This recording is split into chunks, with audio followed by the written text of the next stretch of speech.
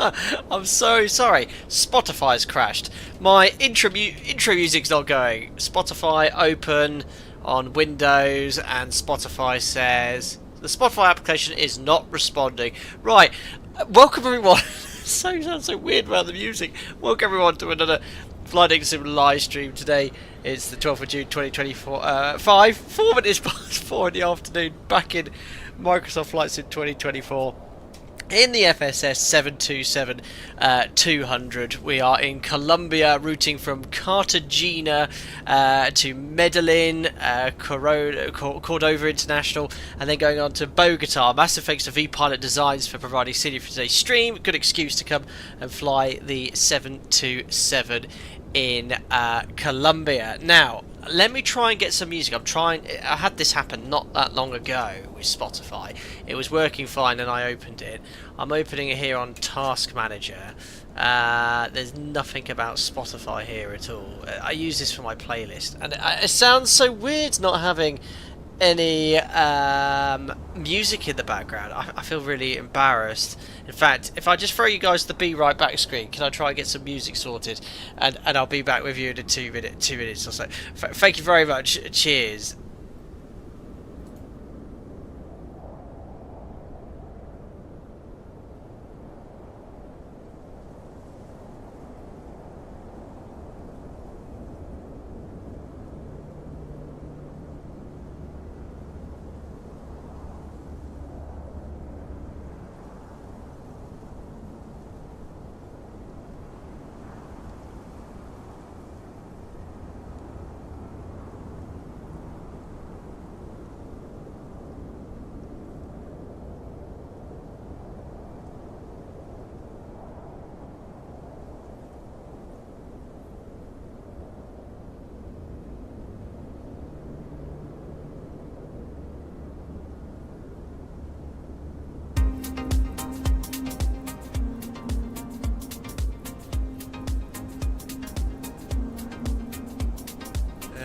There we go, that's better. I'm playing it through a web browser. The application on my PC has broken. Anyway, as I said, welcome to the stream in the FSS 727-200 today.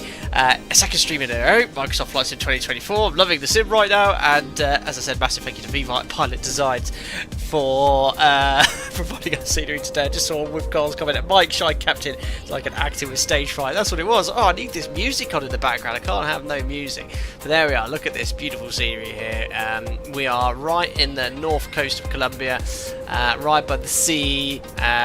Proper old school navigation today. We're going to use the INS and VOR the whole way. Challenging airports as well. We're going to be flying in our first airport, Cordova International Medellin. It's going to be an elevation of 7,000 feet. Then Bogotá is up at 8,000 feet. And we're going to fly with this infamous airline that's known for running off the end of the runway, Aerosucre. Is that correct, guys? Cargo Aerosucre. Actually based in Colombia. You can see the Colombian flag on the nose. Our cool sign to start with. Aerosucre 721. Here we are. Geographically, we're going to be flying from the north here to south of the Caribbean. And then we're going to be going southbound here. Flight time around 50 minutes. Our second sector is then to Bogotá, which is actually our alternate on our first flight plan. That's only a 25-minute hop. It's going to be interesting. Peter Matthews, INS and VNS, what I've come to see. Excellent. Well, I'm glad you're going to enjoy that part of the flying today. Yes, no FMCs or GPSs in this aircraft today. We've got how overweight we're going to be. We're going to be right at the aircraft's maximum takeoff weight. We'll be within limits for sure. Simba, looks like good scenery. Retired to bed, watching on phone, is feeling crap. Expect some good entertainment. Oh dear, sorry to hear you, but not feeling too well. But yeah, this is, as I said, VPilot Designs. Now, they've actually just released Bogotá, which is where we're going to conclude our flight today. But the dev very kindly offered me some other sceneries as well, so I said we'll make a bit of a two-sector dev here. So this is Cartagena, Colombia. I have no idea about this airport, who flies into it, but they're all very reasonably priced sceneries for sure, and it's very nice to be using them. You need third-party sceneries for Microsoft Flight Simulator because the default airports are crud. Anyway, there is the beautiful 727. Who else have we got here in chat today? We've got Lee JC, hope you're doing well. Hello again. Streams like buses these days. I know I'm streaming all the time. And yes, pro stream with tech issues. You wouldn't have it any differently, huh? Not 8-bit says the greatest pilot ever lived. Not sure about that. Tobago, yeah, we're Colombia. We're totally carrying. Not saying anything. Actually, we've got horses on board today. We always have horses on the 727, don't we? Finland, you're loving the 727 as well. Hope you're doing well, buddy. Cartagena, is that where we are now? Cartagena, yes, solid G. Thank you, SimPilot. VPilot, the developer of the scenery, is here. So if you have any questions for the developer, feel free to ask him here as well. And as I said, we're going to be looking at some great sceneries today. Luke Supan, thank you very much. 24 months as a member. Roses are red, violets are blue. 24 months of alpacaing with you. Oh, thank you very much. Hope you're doing well, buddy. Thank you very much for your support for 2 years. There's your alpaca badge. Thank you very much indeed for your support for that entire period of time as well, and for organising ATC with me in the past as well. Excellent. So let's jump on into the cockpit. Earlier on today, we were in the walk-around mode. We're in front of the fire station here, which is pretty convenient. No doubt we're going to spontaneously combust. Oh no, where's all my Spotify commands are in a web browser for this stream. Oh no, I'm going to have to think about this differently. There we are. Let me just put shuffle play on here as well. Oh, stupid thing. Is that my pause button still going to work? Yes, it is. So I can still pause the music here in the background. Echo's completely cold and dark. I've not done anything prior to the start of the stream. And you guys are not going to like this today, but I'm actually going to utilise this occasionally. So we're going to get Jim to do some work. Not that I don't enjoy doing the engineering work as well, but they're very short sectors, and I don't want to spend all of the stream doing setups. So we'll be spending more time on the ground and flight as it is, but we'll still have to set up all the navigation profiles correctly and still configure the aircraft prior to takeoff, etc, etc. So we're going to have to do most things there. Tobago, what's the cruise altitude for the first flight? 27,000 feet we're going to be cruising at on our first sector. Anyway, let me just turn the music down here slightly. We should be alright performance wise for the first takeoff here. So we'll go down here to the over here to the clipboard. So we've got full GSX integration with this, which is pretty cool. So if I go here to Control Shift F12, which is my command for GSX, we'll go request boarding. Boarding requested. We'll use Talma, because that's recommended, and I think that opens all the doors and everything for you automatically, so you can remove this. So it's really loud. I have to say, one of the things I really like with this add-on is the clanky loudness of the doors when they open and close, which is pretty cool. In fact, you know what? I'm going to put that panel back in, guys, because it is super loud. There we are. I think that's a pressurized bulkhead as well. So we put that in to make sure that we remain pressurized. So yeah, we're going to be not messing around today. So we'll go here to options. We've got all the correct equipment. Pre-flight here. So download SimBrief flight plan. There we are. So we're going to be 22 tons of cargo. Jim and I. GSX is enabled. However, I'm going to load the aircraft straight away. So press play. And then that, play, and then that. And that loads the fuel and weight straight away in the aircraft, but it will still do the loading in real time here in the background as well. What's this? Activate. Oh yeah, boarding crew now. Jim and I are coming on board. Will you be able to see Jim and I? I'm not sure you will, but we're on our way. And here comes all of the cargo. What's a typical Colombian export that's legal? That's what we're carrying today. Minimum block fuel. The weather's okay. I think there's a chance of some CVs, but we'll be fine. So we've loaded up the aircraft with fuel. Let's get the GPU. That's one thing I forgot to connect down here. I've not flown this aircraft for such a long time. I did a little test sector yesterday, but just getting used to a different aeroplane again. So ground power connect. You can hear that GPU firing up there in the background. Coffee. There we are. We've got coffee, flowers, quinoa. Coffee. Perfect. We're just carrying coffee around Colombia all day. Perfect. Let's now get some electrical power onto this aircraft. So battery can come on. Just make sure we go over to external power, and external power is connected. There we are. So whilst that's going on, the aircraft's pre-fueled. I'm going to cheat and use the pre-flight check here. And that's going to set Jim off on doing a lot of the pre-flight setup, or pretty much all of it, regarding the systems here. So I think he starts on the overhead panel. He does seem to miss a lot of steps, so there you go, you can hear him doing the fire tests. Whilst that's going on, we can sort of set up the nav aids for departure, because he won't know anything about that. So weather here, live weather of course, 1705, so we're going to take off runway 19, cav OK 30 degrees, QNH is 1011, so we can preset the altimeter here, 1011. Oh, he's also starting the APU. Oh, no wasting the fuel there. I suppose, Jim, it is quite hot, 30 degrees, so there we are. And yeah, it's a lovely SID for me. Straight ahead 500 feet, right turn 185, and then we just fly inbound to the Cartagena VOR, and then we're intercepting the airway after the 2 Bravo to Aerosucre. That airway, I think it's on low IFR charts. It's the Whiskey 8 airway, so you can see that here. Whiskey 8 outbound here on this radial, which will get off the airway chart. But initially, going to go inbound to Cartagena. 112.3 is the VOR, so we'll tune that now. 112.3. Perfect. 112.3. Can't believe this aircraft's still flying around here as well. We've picked up the VOR, so that's 14 miles away, and we've already got the intercept course 190 set on the RMI, and the heading set too. We'll power up the INS now, so we'll move that to standby. We'll move that to position, because we need to tell the INS where we are. So if I bring up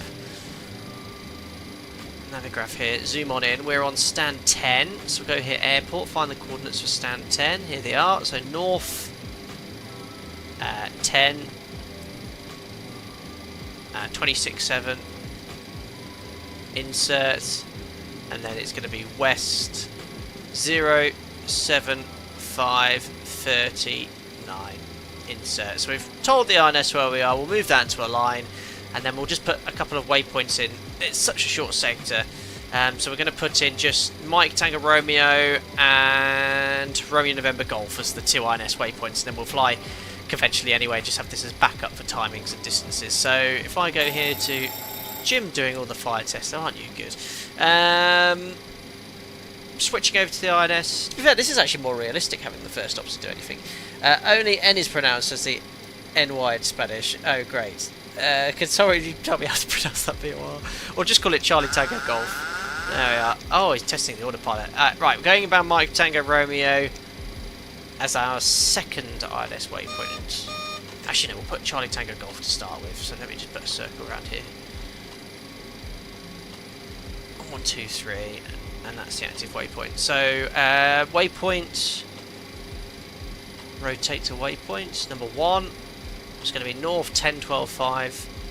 North 10, 12, 5. North 10, 12, 5. Insert west 07534. 07534. Insert. Waypoint number 2 is the Monteria VOR, north 08500. Insert west 07548. Insert, and lastly the Rio Negro VOR. It's going to be, I've hidden it with my pen. That's north. It's going to be north 05588. It has to be north 05588. Insert west 0752251. Insert. There we are. INS waypoints are in, and if you press the green button here, then go to nav, it does the alignment straight away. Great. Perfect. So it looks like Jim's done the pre-flight setup for me. We've got pretty much all the cargo finished loading. What are we putting in the front now, Abby? Definitely looks like coffee beans or a robotic dog. Well, UPS and DHL packages here. Oh, very good. I love that. I love the little details there. Right, sounds like the main cargo has finished loading. Oh yes, I've noticed there's horse sound effects being added. The sounds have significantly improved on this add-on as well. I did hear horses on my test sector. Anyway, Jim's done some sort of a setup, but I'll finish the rest up here. So these are all guarded. Anti-skid is on. Nav lights are on. Fault and fire test, sounds like he did. Did he do a stall warning test? I don't know, I've done one now. Windshield to park. Alarm the emergency exit lights. Oh yeah, it's not spring loaded. Seat belts, no smoking on for any stowaways. Alternative flaps are all configured. Overhead panels all set up. Flight directors will turn off to start with. Auto brake to disarm. Is there an RTO function for the auto brake? It does. Performance will do momentarily. INS alignment's complete. 2000 standby. Engineers panel's pretty much all configured. We're on the APU now. And are we on the APU bus? Yeah, we are. So I can actually... APU essential power's connected. We can actually disconnect the AC power now. Refueling truck is on its way. No, I don't need fuel. I've preloaded.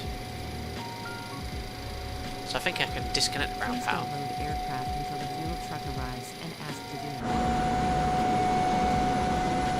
Did I remove the ground power?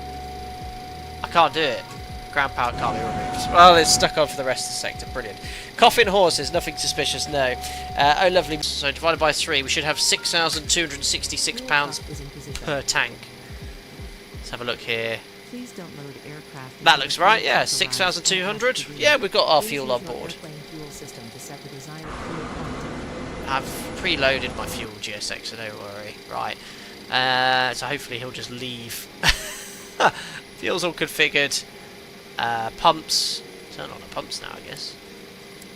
It's only done after engine start then in the 70. There we are. The electric hydraulic pumps are set as we wish. AP bleed is currently open, but the packs. Hey. Yeah, the packs are on. Why is the pressure at 0 there? Is that the bug? We should be getting good. I didn't do this yesterday on my test sector. I'm just going to say ready for pushback. I've broken GSX. Is your OFP in pounds? No, it's not. It's in kilos, so I'm having to convert everything because only the gauges are in pounds. SID stop altitude, there isn't one, so what's the MSA to the south? We'll make sure we climb at least to that. 4,800. We'll climb to 5,000 feet. Actually, there's no ATC, so we'll just go straight up to the cruise, so I don't want to hit a mountain. Flight level 270 set. Of course the payload's in. Airplane fuel system to set the desired fuel quantity. Okay, alright. So I've done that. Play, fast forward, GSX enabled. Oh, I just find it's so fiddly. Should put 2849 so it goes up a bit. Play, fast forward. Well, I've set the desired fuel quantity. There we are. I don't know. If it carries on, we'll disconnect. Let's do the performance. Please use your airplane fuel system to set the desired fuel quantity. I've never gotten the GSX refueling thing to work, so I'm just going to restart it and we'll reload it as well. Go straight to the pushback. Performance, that's what I need to do next. It's going to be full length departure. Sierra Kilo Charlie Golf. Oh yeah, I know, this is a real problem. It doesn't lock the keyboard. So... when you push G, the gear will come down. Unbelievable. Runway 01, live weather, so 30 degrees, altimeter's in, wind's in. So this is saying our maximum weight we can lift is 80.5, we're 72.7, so we're fine. This is a flat 15 departure, so we'll leave it at flat 15. Set EPR and trim, so we'll press this button here. Set speeds, sets all the bug speeds for you.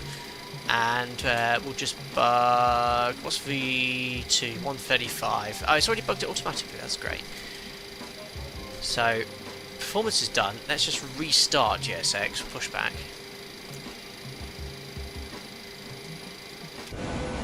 And, yeah, Talma. Doors are closing. That's good. That's a good start.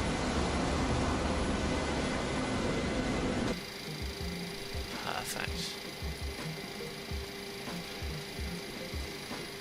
So the Colombian ground staff are getting into position. So we've already briefed the taxi. Well, no, I'm not briefed the taxi, but the taxi's pretty self-explanatory, guys. Hello, Captain. We are ready for pushback. Oh, it's say pushback lady from earlier. So it's a really short taxi. We'll push back face East Alpha, backtrack 180, and then runway 19 for departure. And look, it's a nice straight line to the VOR, then outbound on the Whiskey 8 radial. So even I can't mess this up. Can I? I can pretty set. Departure checks complete. Bypass being inserted. Gracias. Oh god, having Jim. Would you rather I do this or Jim? Well, Jim's even shut the door. He's locked me in. It's really, really helpful, but I don't know what he's doing. He's flicking some switches somewhere.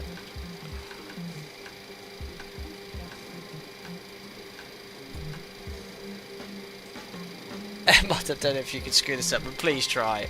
I probably will.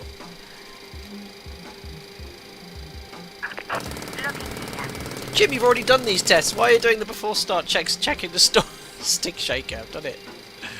Locking gear.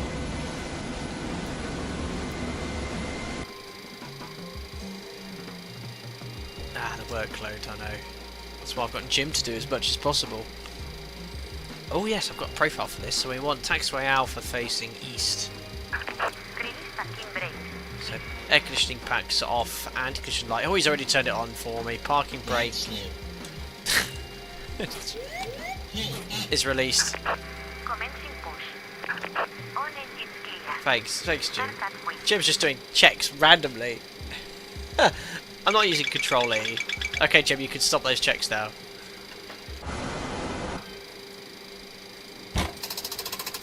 Right. What's he doing? Jim! I'm doing the setup on the next one. Oh dear. I presume we've got APE, please. How do I know when he's complete? Oh, I think the mobile phone tells me, doesn't it? He's doing instrument comparator checks next. Jim's extra careful today. He knows the airline well. Yeah, he's doing his checks methodically. What was that? I'll wait until that. He's already done the fire test. He's doing them again. Crikey, now I've got nav receiver checks.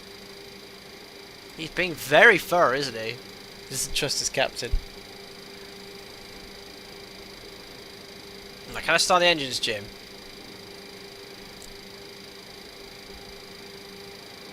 He's leaving the most important thing to me, that's the flying. Right, before start checklist, right, after starts next, so I'll start the engines.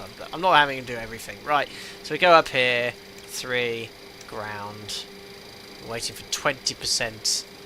Yeah, he's configured it correctly, because we've got bleed air, look. N2.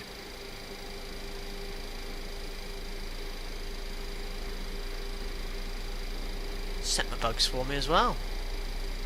Where's oil pressure on this? The light's extinguished. M1. Ooh, there's definitely sound improvements, aren't there? Fuel on.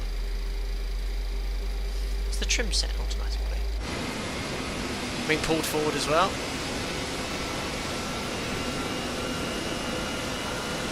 Aaron, welcome. Just arrived. You managed to sell that 7.2 in 20 minutes. That's bloody impressive. Yeah, all me. No help. FO panel. Right hand side for oil pressure.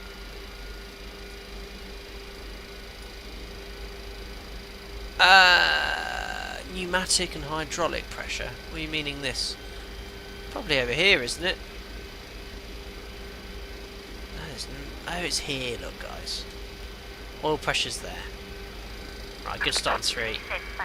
Well, she's basically towed me all the way to the whole point. It's great. Parking brake. Hold the brakes down. Sets.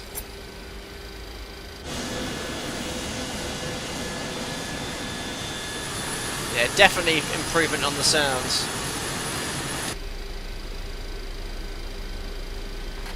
Nope, that's me.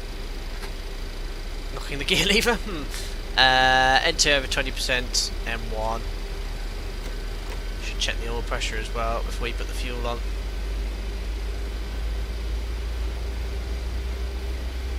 Vibration amplitude.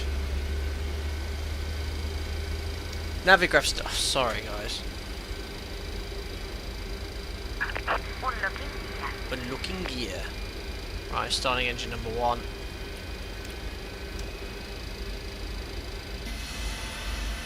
Horses are happy.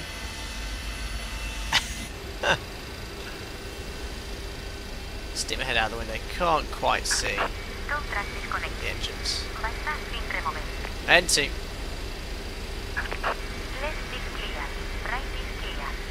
Oil pressure. And M1. Fuel on. Unlocking gear.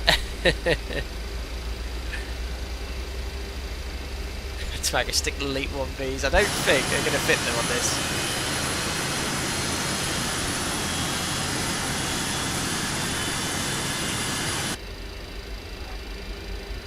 Yep, happy horses, that's for sure. Right, I'm firing Jim, I'll do the rest. Actually, you know what? I better shut that first. On the after start flight, doesn't Jim properly... Let's just see what he does. Yeah, so this is the synchronization of the generators, which... So basically, you go to each generator and then you put the frequency on the neutral point. But how do you actually manipulate that? Is that this? He's done that all automatically for me. He's put the generators on. Essential power to generator 2. No, I forgot to set up. Jim doesn't know this, does he? 27,000 feet elevation. And our destination is 7,025 feet.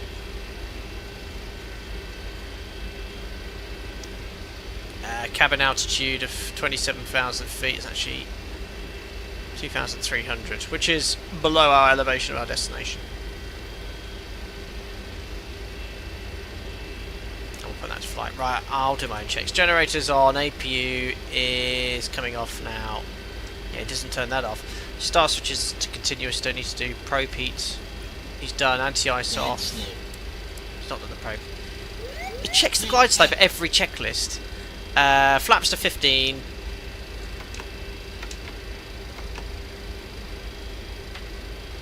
Flight controls. Oh my god, these checks were so annoying. Jim checks everything. It's like the 5th time. He's checking the flight directors now.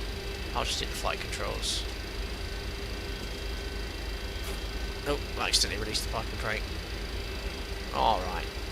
And then we do the before taxi checklist. But I think we're all configured correctly. I've put that switch to flight, and we've got bleed open on all the engines. Are you meant to turn the bleed off on engine number 2? Well, we've got bleed on, pressurization and pack, so we're going to be alive at least. Right. Parking brake is released. Taxi turn off on. And Cartagena traffic, Aerosucre 721, taxi and takeoff from runway 19.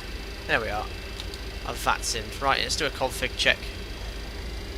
No config warning horn, the engine's spool up very fast. And we're on our way.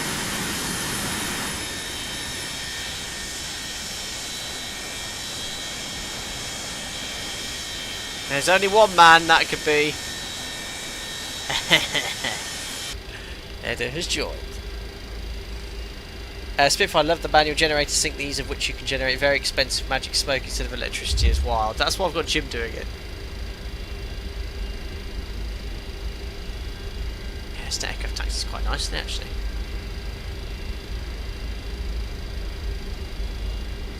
So first destination is Cordova International. It serves Medellin and another city, second biggest city in Colombia. Nice long runway there, but very high elevation. Edo, it's raining for you in X-Plane. I could have guessed that. Could have guessed. Yeah, Tomango, I think the spoiler was way too fast on that. 30 degrees here. Paul, do all the checks on each checklist. Sounds like Jim is very much a company man and making sure that the captain hasn't broken anything. Well, he checked the config warning horn and the stick shaker and stall warner and glide slope on every single checklist I asked him to do. No need.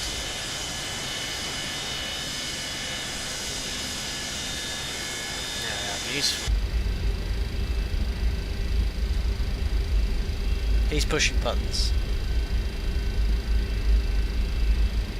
Right, before takeoff, check this config. We check flaps. We have 15, leading edge green light, stab trim set for departure. I presume I didn't actually set that, did I? Just put a little bit of brakes here. So trim is 6 units, which I think it sets automatically. I can't tell. I think it has. I'm just going to bring it to a stop here. Where's the units here? 5? I think that's 6. There we are, 6 unit sets. Oh, I've just come to a stop. So 6 unit set. Takeoff briefing, packs, auto. The bleeds are all on for all the engines. V speeds are set for departure. Wide bug speeds, V1, V2, VR set. The departure is the Cartagena 2 Bravo departure, basically straight ahead to the VOR. We'll accelerate at 1,000 feet above the ground. There we are, check's complete. Did he check overspeed, Cosmo? I think he checked everything. Great, well I'll reference the SID a few times on departure, otherwise we'll do our 180 degree lineup. Very nice scenery, very nice.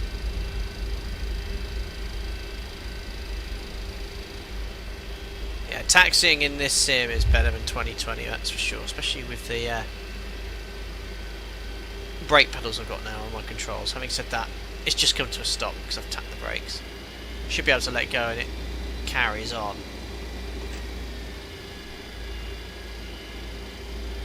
Did Jim check his windows closed? His window is closed. Aerosucre 721 at Cartagena traffic, taking off runway 19 at departure to the south. Alright. There we go, we're lined up. Tokens in chat, ladies and gentlemen. Just turn my lights on, strobes, so MCP set, transponder, TARA, strobe lights are on, landing lights on, check is complete. EPR we're looking for then is 2.0. I'll hold it on the foot brakes. There's no timer. We'll just make a note of the time, which is 15:36 Zulu.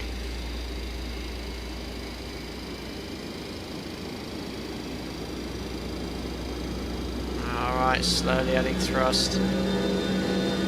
Oh, it's shaking on the brakes. Right, 2.0. Off we go.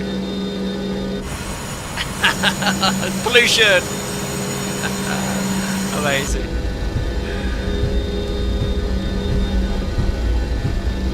Wish me luck. 80 knots for east forward pressure.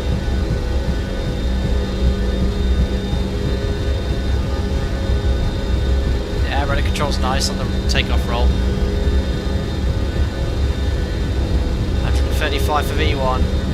V1, rotate. Oh, my gear's coming up already. Oh my god, Jim, what have you done? He's put the gear up about 2 feet. Jim, why didn't you even do anything? Thanks, Jim. Alright, no flight rate test. We'll just maintain about V2 plus 10. Slight left turn to intercept. 185 radial inbound. Well, the 185 inbound.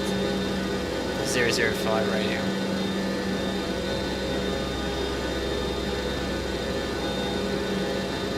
Alright, I'll just take a little bit of thrust off. Not too much, about 90% M1. Let's bug up. So I'm on this nice heading now to intercept this radial. We'll bug 250 knots.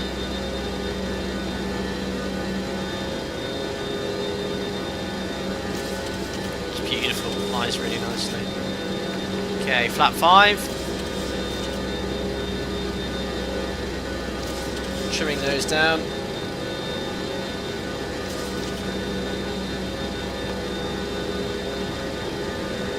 Flaps to 2.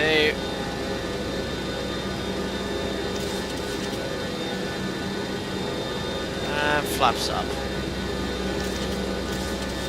Accelerating to 250 knots. Nearly intercepting the radial, so that's what I'm looking at here, the HSI, the radial coming in, and then comes 250 knots as well. start pitching up. Bit more power needed, I think. There we are. Nicely trimmed for 250. Alright, let's get some automation in. So, autopilot, outcell, nav lock, and IS hold. Just going to pitch for 250 knots.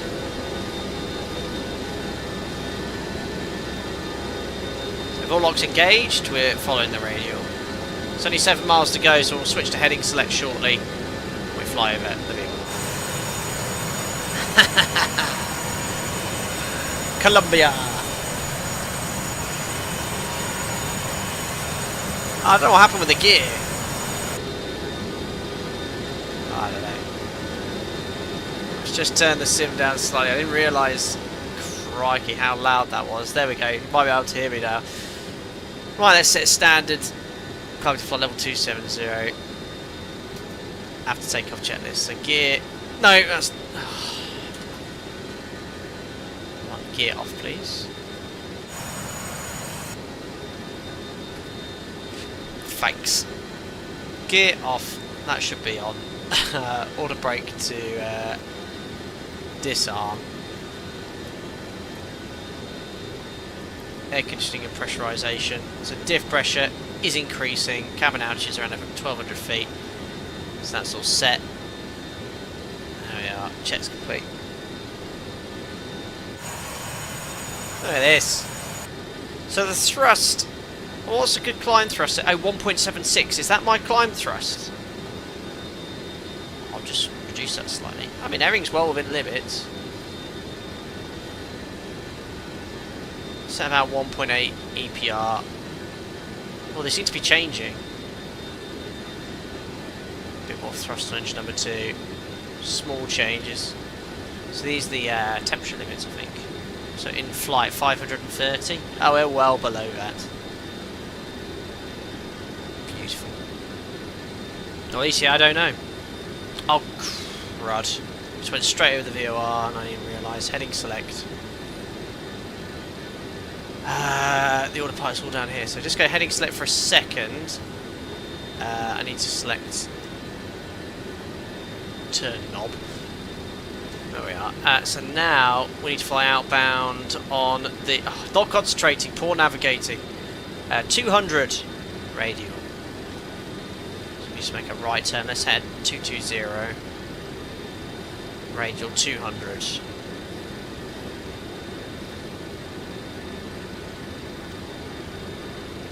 There we are. And I think it's because I was so far away from the VOR, it's not sequenced the waypoint correctly. So now I'm bound to waypoint number 2. So waypoint change 0 to insert. There we are. 15 minutes. Alright. What's a good econ climb? So fast. Let's bug 300 knots. Go to vertical speed. Lower the nose slightly. Let the aircraft accelerate to 300 knots. Then back to indicated airspeed hold.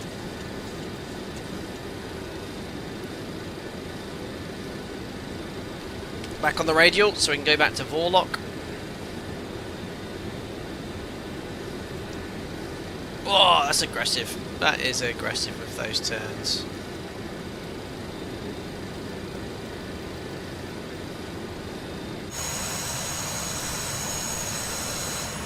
Don't think the weather's too great at our destination either. Hello Spitfire, typically you'd set the climb thrust for bug on the ground and then second officer would reference a big old table every 3,000 feet to set the right climb thrust based on conditions. Is that table modelled? This table's here. Jim won't do that for me. What we got here?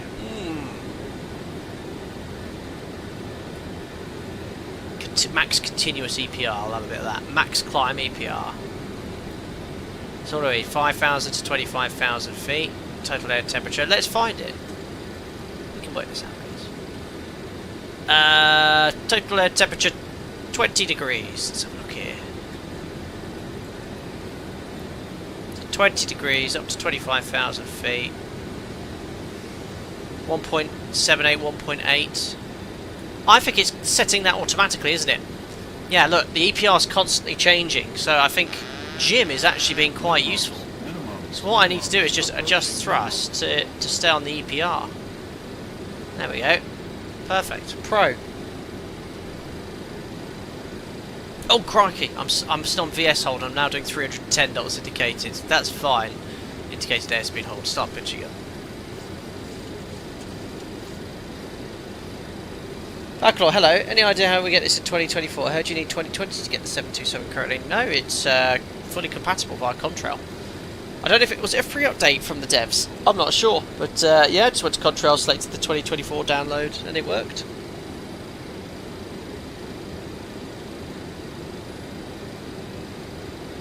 Spitfire, I like how you know a lot about the 7.2. Fanari, what did you say? Thank you very much for 6 months as a member. Yo dog, I hear you like tables, so we put tables on your tables. Brilliant.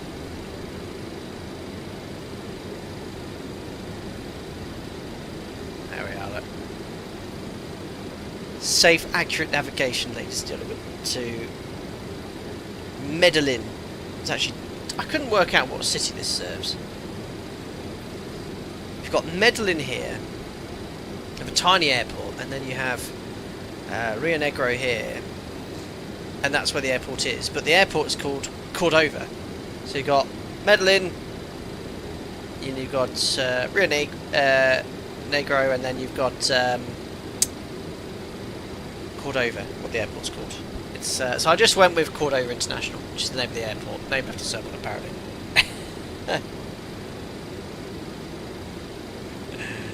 Medellin.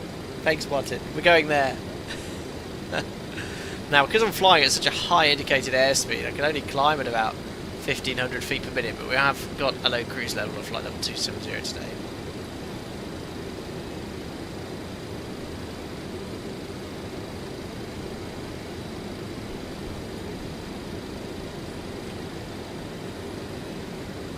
EPR is changing, but we're a little bit too much on engine number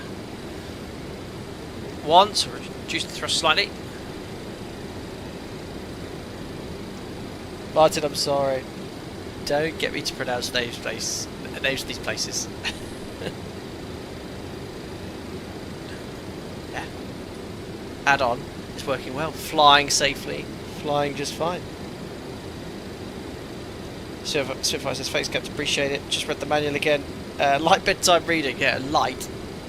In fact, I feel like 280 knots is too far. 300 knots is too fast. And we're going to switch VOR now. Look, we're going to go over to Mike Tango Romeo. 14.8.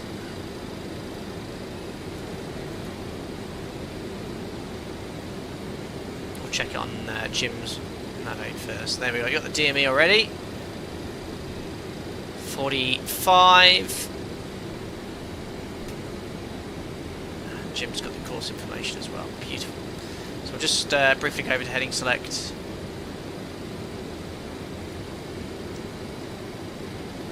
Oops, make sure you've got the bug set there. And that VOR we can now put box 1, 14.8.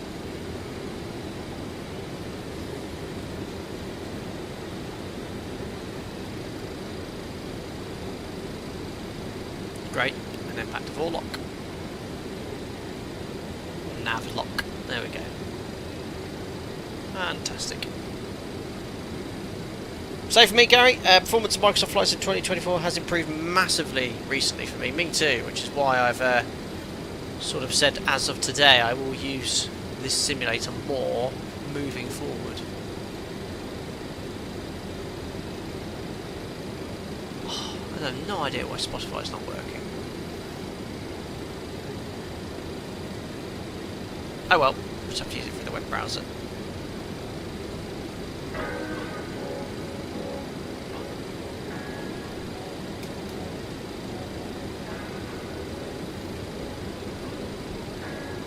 Superb.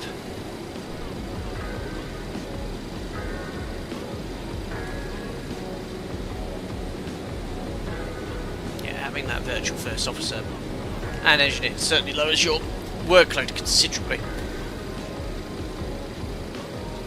Aaron, you get 75 FPS in 2024. For me, it feels less smooth than 45 FPS in 2020, sadly. Oh, you have a lot of issues with stuttering, don't you? And in, I think in the Innie builds you have issues as well. But it's very smooth for me. Oops, forgot to do the tape lights off. There we go.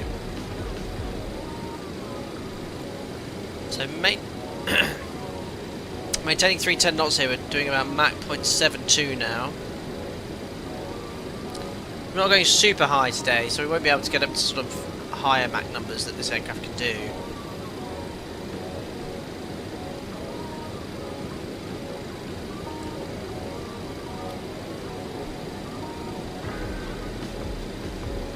PB sandwich, those low bypass engines look so odd now.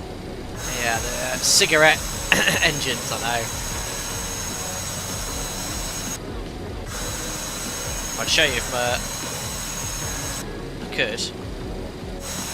Oh, the drone cam's jammed. Great, I can't show you anything. Well, the controller's working, but drone cam isn't. Ah, brilliant, thank you so much. So, Mango, forgot about the lights. Well, let's fly the aeroplane. Chim's responsibility as PM.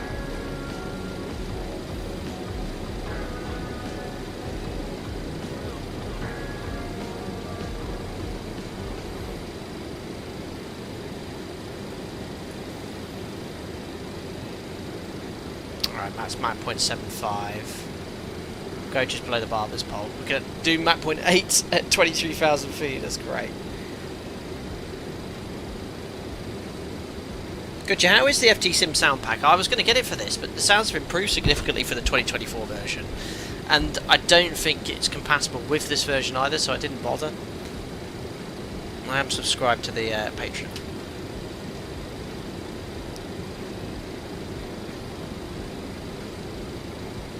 Excuse me, guys.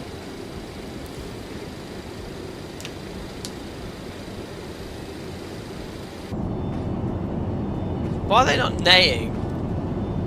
Honestly, on my test sector, they were really loud horses.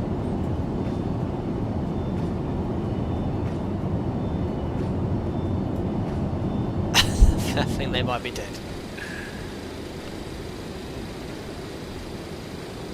High level 240. So these sort of indicated airspeeds, you know, when you're climbing at this speed. Oh yeah, look, I need to take the power off as well.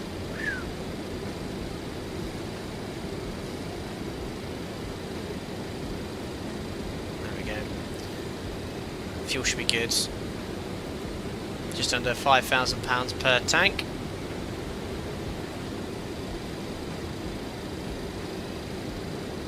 Yeah, the horses are doing too well. Oh, I don't want to take that much first off. I'm struggling to climb. A bit more.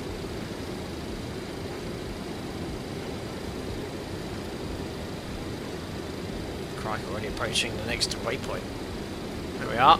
My Tango Romeo. Next, we want to fly outbound on 179 radial, all the way to Romeo November Golf. This is an actual airway. So 179 radial. So let's go back to heading select. Oops.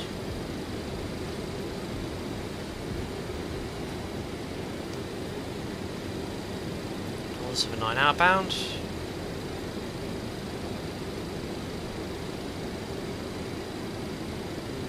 There we are. And give myself a little bit of an intercept heading. There we are. Pretty much directly overhead the VOR. You'll see the RMI swing. Oh, there we are. Cone of confusion.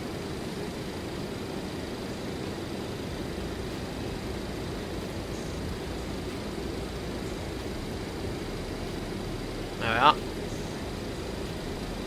Still need to fly about 179. So we'll just pull the tail around.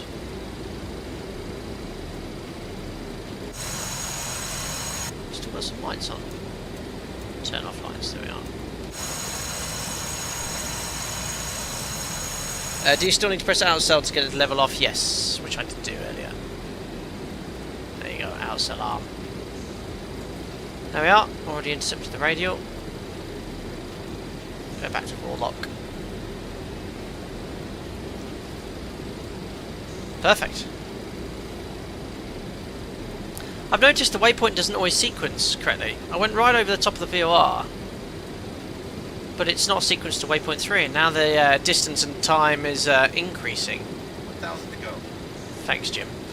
So, not sure what happened there. Waypoint change 03.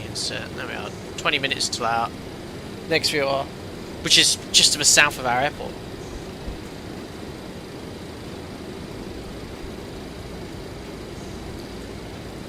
Look at that. Map point. What are you doing? Map point 80 is crazy. We'll go up to map point 82, just below the barber's pole.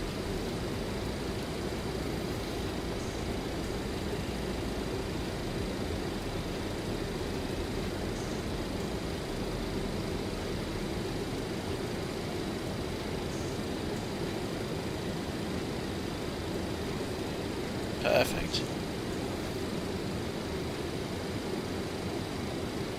Bloodline says, acknowledging your virtual co-pilot like that alone is worth a like.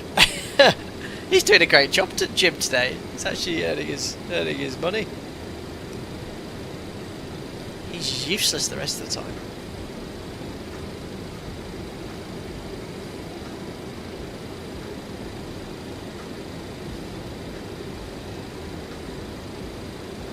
There we are, levelling off at 270.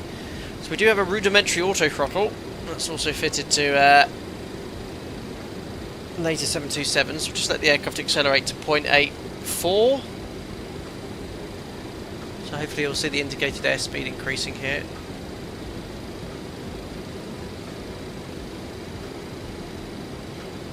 God, this thing's fast. There's not many aircraft today at 27,000 feet. Commercial jet airlines will be cruising about 0.84 at this level.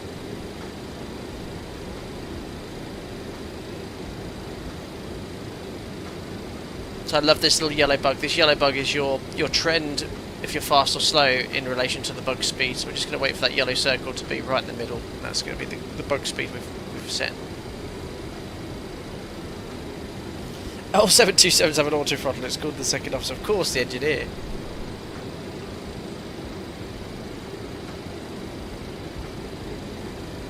Nearly there. The nose cone's now glowing hot. 330 knots indicated.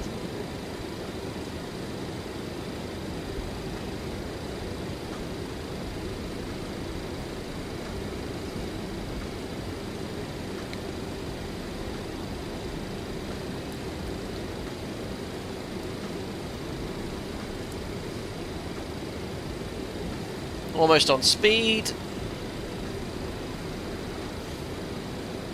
Mach 0.85.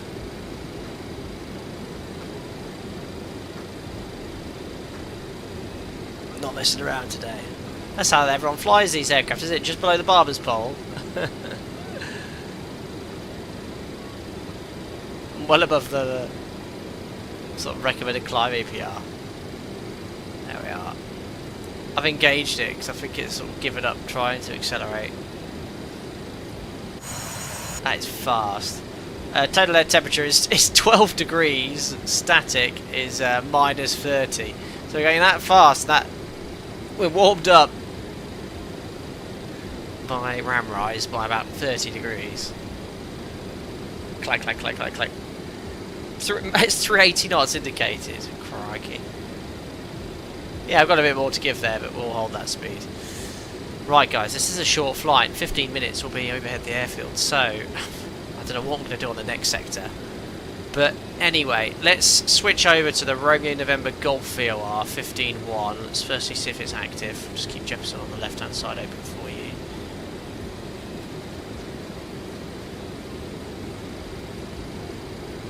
There we are. So we have got the next VOR active. So again, as before, just switch to heading select. Whilst we switch over the slave VOR active.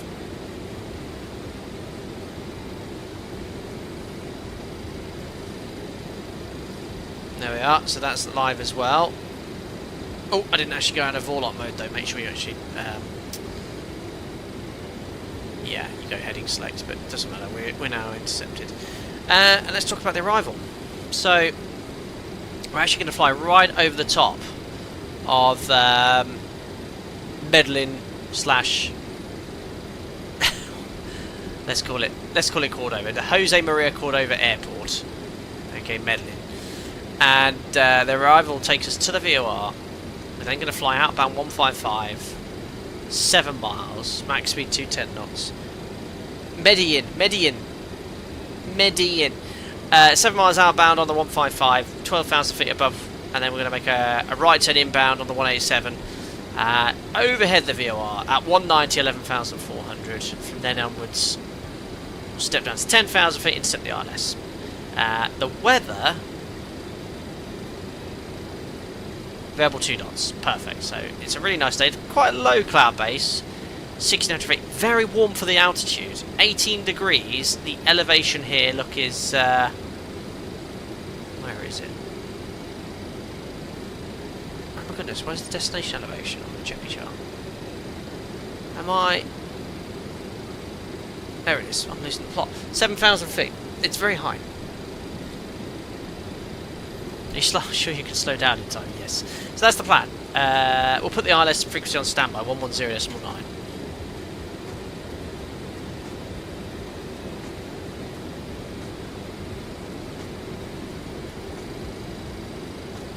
Great. So course 007, we'll have to set that later because obviously using it for VOR navigation right now. Minimum 7,200 feet, which is 233 feet above the ground. That is high. So what I can do is to make sure we get some sort of minimum score on the rad out. Is just set the radio altimeter minimums to 240. Something like that. What do we say? 7,200 feet. So above that.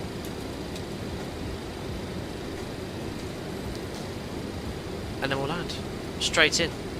MSA, my goodness.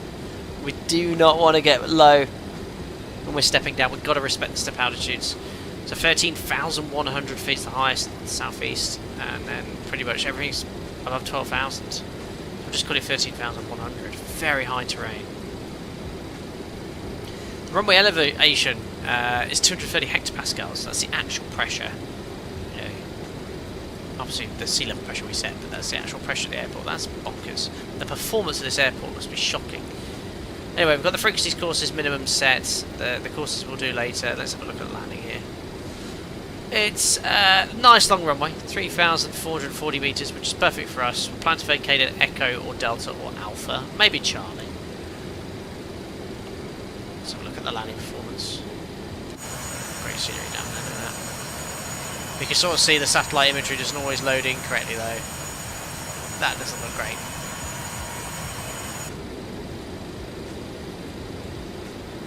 Cool, let's have a look at the landing performance.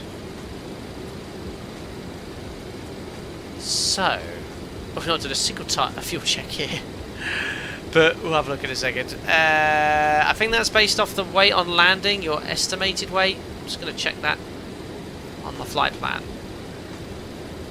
The estimated landing weight is 68.7, so that must be present weight. How do you change that? You can't. I think we'll just go off our current weight then, that'll be conservative. Flap 30, yeah, we'll try that. Surface wind, I think that's actual wind now and temperature, so that's no good. So I'll have to put the actual wind in. So we'll put 2 knot tailwind, worst case, so we'll put 190/2. Altimeter and destination 1027. Do I have to put oh no, I've got to type this out, haven't I?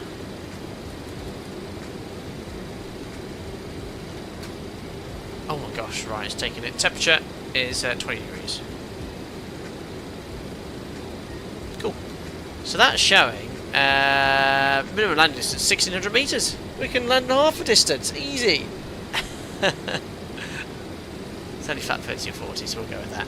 Set speeds, I'll do that now, and then I'm just going to reset the bug here. Wait, what happened to the auto throttle? It's still engaged. It's not doing a very good job at maintaining 0.84. It's doing 7.7 now. Speeds are set, set EPR.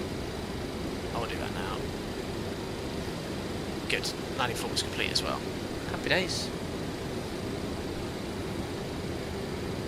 Good, yeah, that makes sense, yeah. If car-based service, if you don't have good internet, it's always going to affect your performance.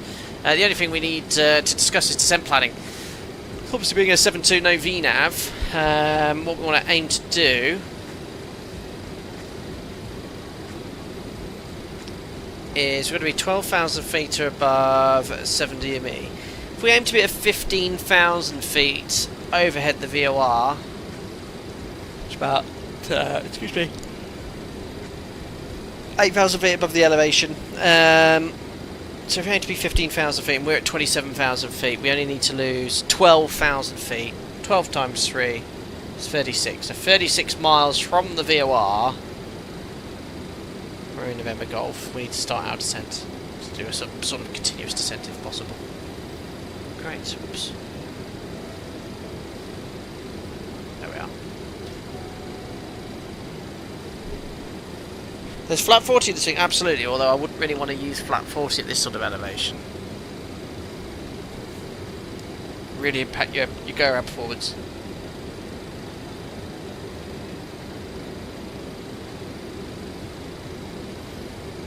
Spitfire, hopefully you'll be back in half an hour or so with a pair of very fluffy doggos for company. If not, see you around, folks. Awesome. Hopefully you'll be back with your doggos. Cheers.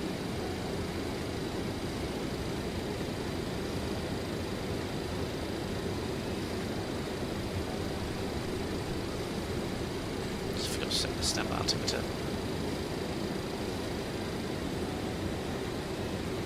They're not synced, are they? It's a bit of a pain. There we go.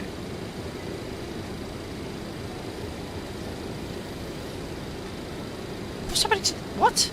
This auto throttle's not doing a great job, is it? We're now doing Mach 0.67. Why is it not? Is that full power?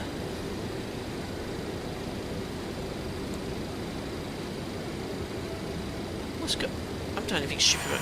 My speed brake's out. Absolutely wonderful. How long has that been out for? Great. That's helped. Well, at least it explains why we were slowing down. That would do it. Well, have I just want to check I've got no noise. Yeah, I disabled that. Oh, I know what it was. I've got the perfect excuse for this. So, it was this, wasn't it? I put the slash in. 106 at 12 knots. Or the actual wind, or when I put the wind in. When I press slash, look, for the keyboard, look what happened. There you go. So, massive request from FSS 727. Can they have it so the keyboard commands are blocked when filling in the tablet?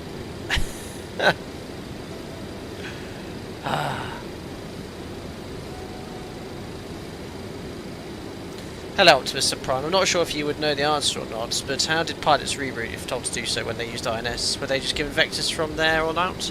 You could probably put... once you had vectors or given a new waypoint that wasn't on your flight plan, you could just type in the coordinates manually and just route like that. That would work. There we are. Now we're accelerating very quickly back to Mach 0.8. Well, that's not going to have helped my fuel burn.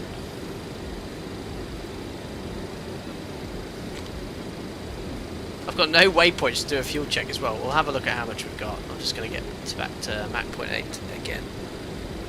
There we are, right. Re-engage the auto throttle. There we go. So just be aware of our fuel. Our alternate requires 4,004 kilos. So that in pounds is 8,800 pounds. Okay. Let's see what we have in the gauges right now. So this is showing 3,700 aside. Yeah, about 3,700. So we need 8,800 to divert, and we have total 11,100. So we've got plenty of gas still. Obviously, we're going to burn a lot more by the time we get down there.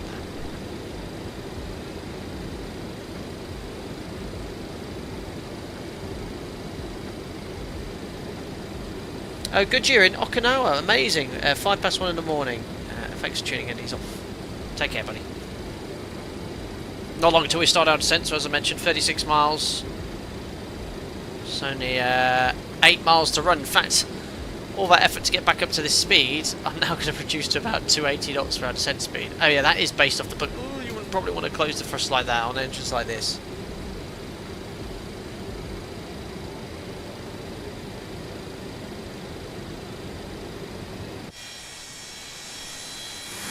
That sound.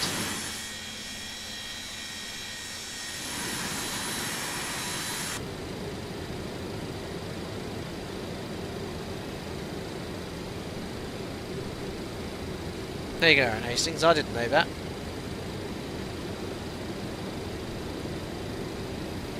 So remember, like with every approach, flying an aircraft like this with no FMC, no sophisticated autopilot valve nav, you know, it is a high workload situation. So when we get to that VOR outbound 155, 12,000 feet, we must respect the altitudes. Okay, 36 miles, top of descent, ladies and gentlemen, 12,000 feet. Actually, what was the MSA? We'll best go for that first. In our sector, 12,800. So 12,800 feet is set. I'm going to disconnect the auto throttle. Slowly reduce thrust to idle. I'm going to get the warning horn. That's fine. They probably wouldn't go straight to idle, but disengage, outsell, IS hold, out arm. So now it's going to start. Ooh, that'll make you feel sick. 0G, 1,000 feet per minute, 2,000 feet per minute. Yeah, you'd be floating.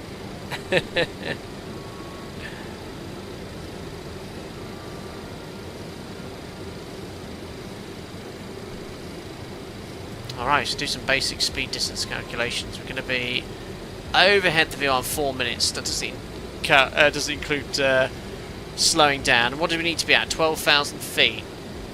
So 25,000 feet right now. We need to descend to 12,000 feet. We need to lose 13,000 feet in about 4 minutes. So our target rate descent is about 3,250 feet per minute, which we're not quite doing, so we'll keep an eye on it. We might introduce a bit of speed brake.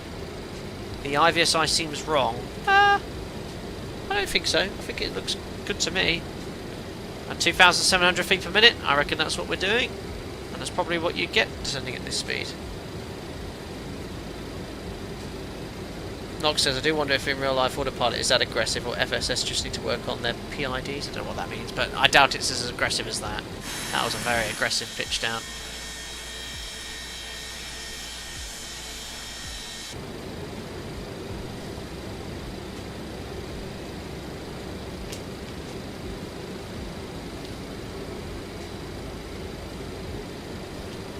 Quite lucky with the weather in Colombia. It could be quite a lot of unstable air mass around this time of year. Now 3,000 feet per minute is pretty much what we need. Don't forget the elevation here is 7,000 feet. You see the sort of texture quality here isn't that great. I don't know if that's just because it's too far away or it's just this part of the world doesn't have the best quality. I've got no wing views, unfortunately.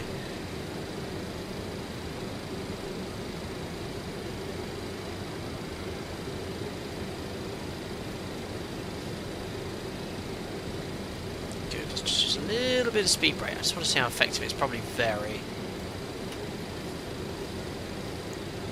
2.5, 3,000. Oh my god, 3.5, 4,000. 4.5, 5,000. Really? I'm only doing 250 knots. 6,000 feet per minute. Surely the speed brake isn't as powerful as that. Oh my god, I've got ATC online. No way. What time is it in Colombia?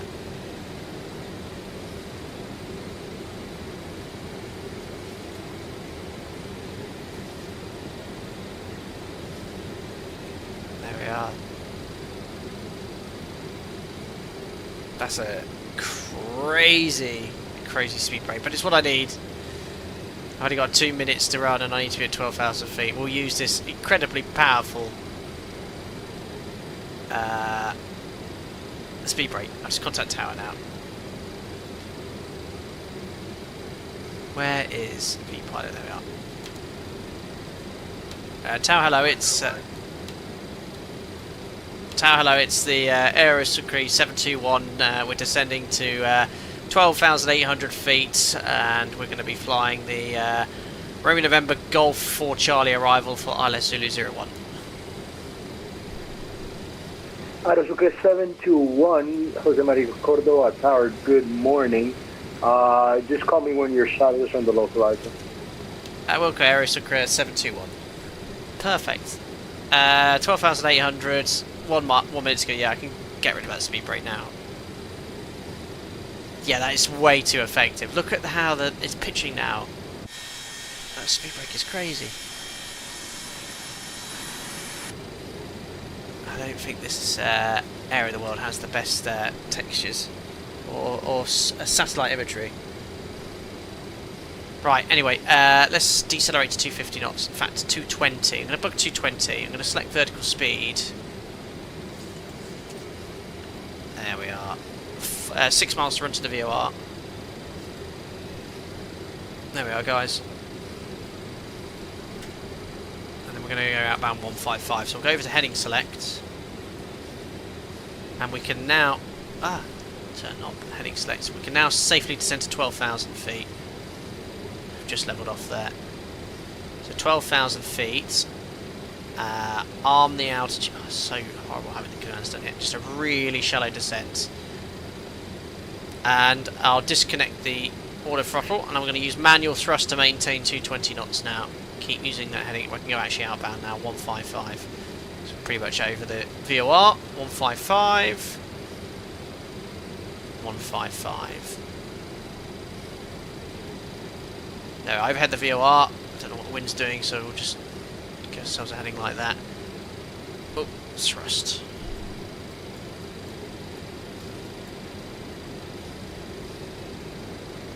Alright, we're below 10,000 feet above the ground now, so lights coming on. Pressurization set, belts on, checks complete. Great, we're outbound now on the 155. If you bring that up there, you can see I'm slightly right of track, but that heading's going to bring us in quite nicely. We're now waiting until 7 DME. 7 DME and a very shallow vertical speed. Oh, hold on. Outcell arm, that's why. Speed, speed, speed, speed, speed, speed.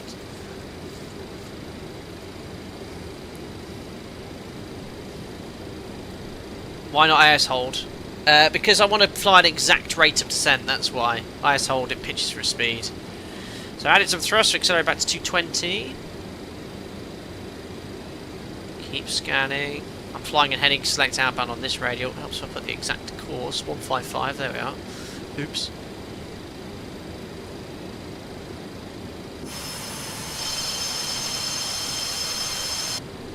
Right, ILS frequency. We are nearly at 7 miles. Just getting back on course. ILS frequency, did I put on standby 1109? I did, 1109. We'll have that on Jim's side at least, so he's going to have localised glide slope information. And we've got DME. So 7 miles, 6 miles, and then a right turn 007. So I can preset that track there. There we go, round we go. Intercept heading. Tune the ILS, should be able to pick that up from this range. That's also 1151. Fantastic.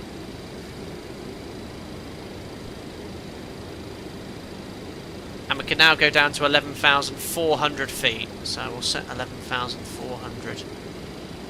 Just went to out hold. So we're just going to deselect outcell arm. Make sure we're in vertical speed, and just a very shallow descent still. Speed's good. The autopilot is a little bit too reactive. Yeah, it needs a bit of fine tuning. Oops, you prat. I selected the wrong flipping frequency. I knew something wasn't right. Oh look, 1 dot. 1 dot in the glide slope. I'll take it. I was wondering why it was showing 88 miles. But the VR up still, guys.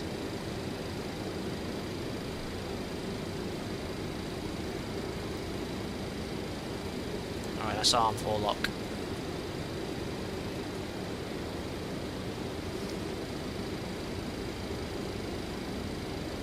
Absolutely no, I don't want that one.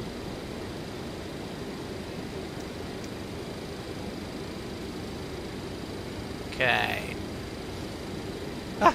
No, course 007. Jim, do some checks for me, please. I'm way too busy. Jim, could you do the approach and landing checklist? Whatever he's doing, I have no idea.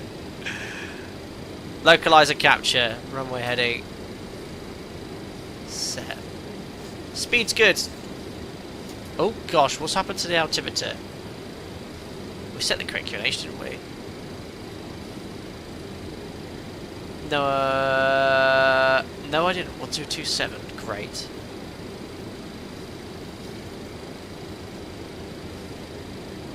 It's a correct altimeter, isn't it? Where are we going? Sierra Kilo Romeo Golf. Yeah, variable 3 knots, light drizzle, 20 degrees QNH 1027. Alright, cool. Alright, it's overshot the localizer slightly, but it's coming back in. We can now go to auto glide slope.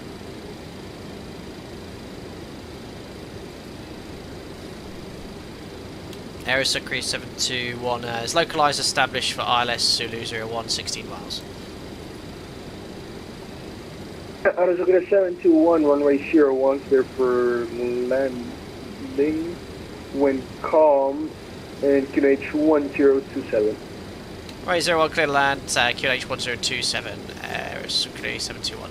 Right, glide slope capture, missed approach, which I didn't brief, climb straight ahead 7,800 feet, right turn to the Maranilla VOR on 113.0, climbing to 11,000 feet, which is set. Alrighty. Okay, so go now flaps to 2. Speed was running away slightly. Bug 160 knots. Flap 5, what's the maximum speed? 230 knots.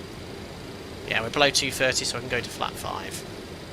Don't think there's any auto speed brake here, is there? And then auto brake was based off... Oh, where is it? Min. Oh my days. You don't want to be doing this and get the wrong QNH set like I had. Spectacular scenery. Now we're close to the ground, it looks very good. Drizzle, low cloud base, high elevation, recipe for disaster.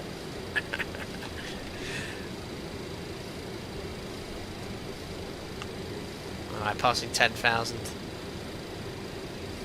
So for us it's at idle now. God, I feel like the company's been lighting.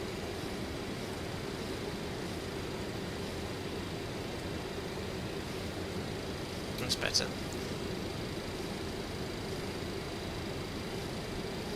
Alrighty. Well-win storm chase crew. Loki is doing this way more skilled than me. Sort of. Got a rough idea what I'm doing. Only got an extra jet to what I used to fly. Right, adding a bit of thrust to maintain 160 knots. Aerosucre 721, do you have a preference gate or where do you want to park? I have no preference, just anywhere the cargo apron, please. Aerosucre 721, thank you.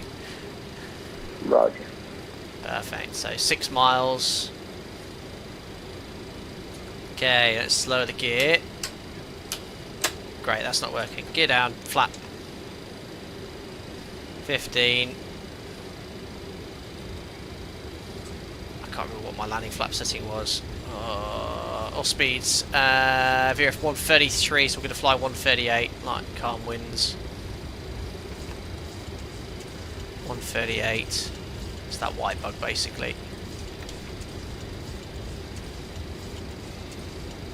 Okay. So landing flaps are out. I'm at my final approach speed. God, the workload's so high. I've got manual thrust. Got lots of oscillations. Or schmuck a pancake. Oscillations on the glide slope. Checked. What is going on? Pitching up and down. Go from 1,000 feet per minute. It's now leveling off. And now it's descending again. Whoa, what is going on, FSS? My speed probably doesn't help. Might be why. Minor deviation. My aeroplane. Alright, I just saw the runway, but it's now disappeared under some cloud. Oh gosh, yoke cam on. Centre line. God, this, you can tell the density altitude's high. I've got so much thrust on. 500. Landing check is complete. I hope. Alright, I was blaming the oscillations. My speed was about 10 knots below VREF. Glide slope corrected 3 wides. 400. What's going on with the wind? I feel like there's like a 30 knot crosswind. It's variable 2 knots. Right, it's a bit higher. 300. Wipers, Jim. Continue. 200. Oh my days. 100. 50. 40. 30. 20.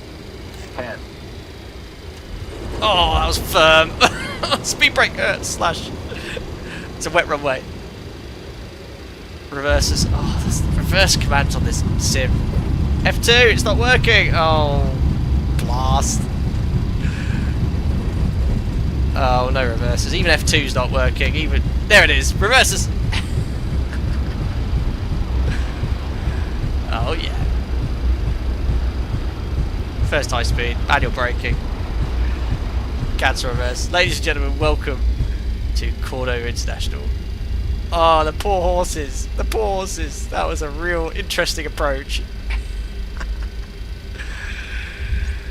Aerosucre 721 vacated Echo and request cargo terminal for taxi, please.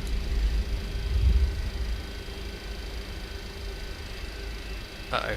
I'm still on VATSIM, aren't I? What was my landing rate? About 300 or 400 feet per minute. Aerosucre 721, runway vacated. Aerosucre 721, welcome to Jose Maria Cordova, Medellin.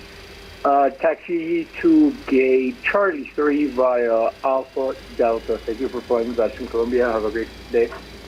Fantastic. Stand Charlie 3 via Alpha and Delta. Aerosucre 721. Gracias. See you. Perfect. 3,744 feet per minute. It was the same as my landing in Spain today. It was a bit firm, wasn't it? It got a bit busier.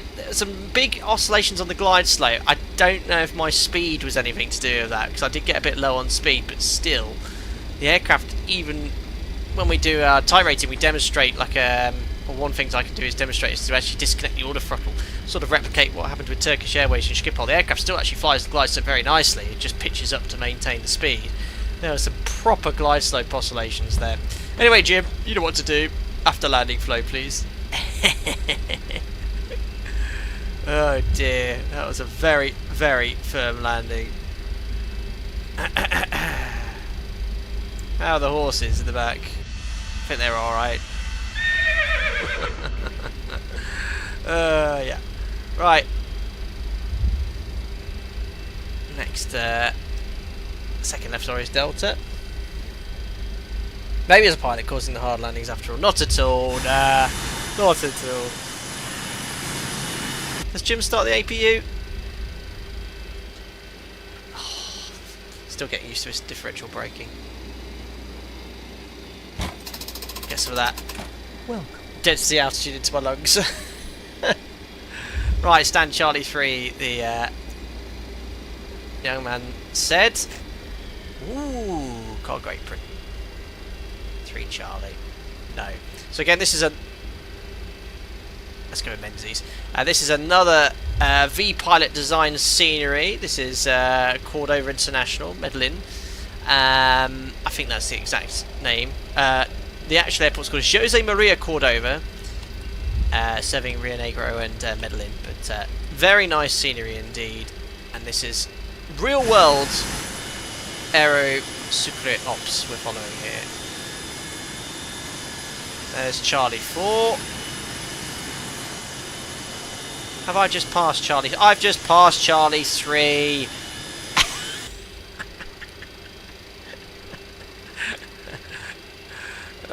Don't do what I've done here.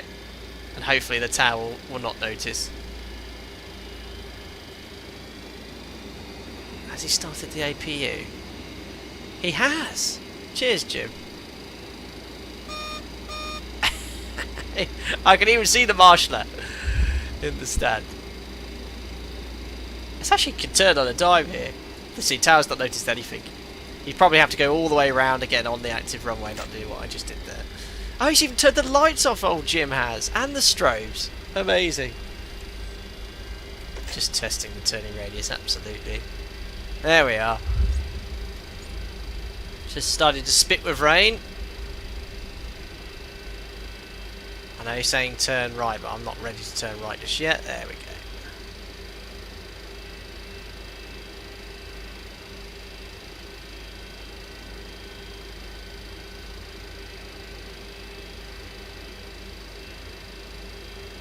Butter parking, we'll accept that. Alright, parking brake set. Okay, release the tow brakes. Okie dokie! So, I think the APU generator is already on the bus. Yes, they are. 3 IDG lights, so we can shut off the engines. 1, 2, 3. Ladies and gentlemen, welcome. Cordova. Or I should say, Jose Maria Cordova. Can you repeat that? And here comes Edo.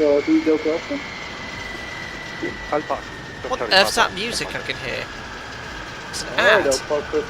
No, I don't want an ad to play. Good morning. Oh no. You're clear land runway there's an ad playing it there. It's gonna copyright. It's Gangnam Style. Oh dear. Right, requesty boarding. The boarding requested. God, there's got all sorts going off here in my stream today. Right, boarding has been requested. Let's now do the... I don't want to do the full secure cockpit flow, so we're going to leave this running here. So we'll get the ground power connected. I was tiring flying this aircraft. So aircraft, ground power connect. Try and remember what to do here myself. External power. We'll put that on. There we are. We'll turn off the APU to save a bit of fuel. And how much fuel did I land with in the end? We landed with £3,000, £3,200 aside. So £3,200. We landed with 9,600, which in kilos is 4.3 tons. And we needed to divert... Oh yeah, I think we had enough, didn't we? 4! Great, so we landed with 300 kilos of our contingency fuel remaining as well. So, it looks like GSX is doing its thing, unloading our coffee and horses via Aerosucre. Another successful flight, albeit a firm landing. Don't forget, we're going to be doing 2 sectors today. As I said, thank you to VPilot Designs for providing this scenery. My drone cam's not working, so I can't even show you the scenery. Fantastic. What is going on with my controllers? It worked at some point at the start of the stream, but now it's not. Showcase. Drone follow mode. Drone lock mode. No, it's just not working. Is it working now? No. Great. So I'm meant to be doing a scenery tour arrival to Bogotá. I can't get my drone cam to work. I'll just I'll try and turn it off and on again, see if that works. Let's try that. Off and on again usually fixes most things. No, it's stopped working completely. It just does that sometimes. Anyway, we've got... I can't go unloading. I will now take a quick break because the next sector is 25 minutes long. In fact, I'm half tempted to hand fly it, but I'll have to see how all goes on. But if you are enjoying the stream, don't forget to like and subscribe. And I'll be back in about 10 minutes. Need a quick break. The 727 is exhausting, and then when we get back, we'll do our short flight over to Bogotá. Thank you very much. See you all shortly.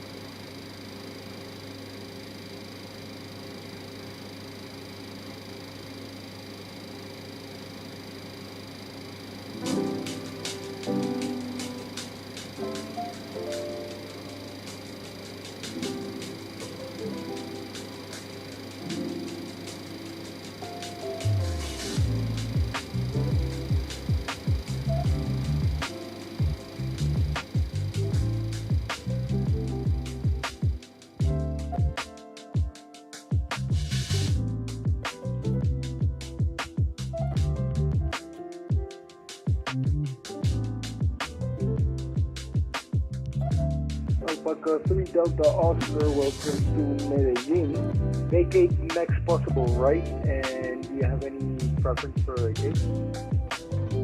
Alpaca 3 Delta Oscar vacated Echo. Well, no, your choice. Alpaca 3 Delta Oscar, continue on Echo, Golf, and let's say gate 9.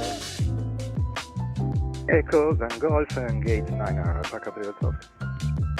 Correct. Thank you for flying. That's in Colombia. Have a great day. Thank you for your service.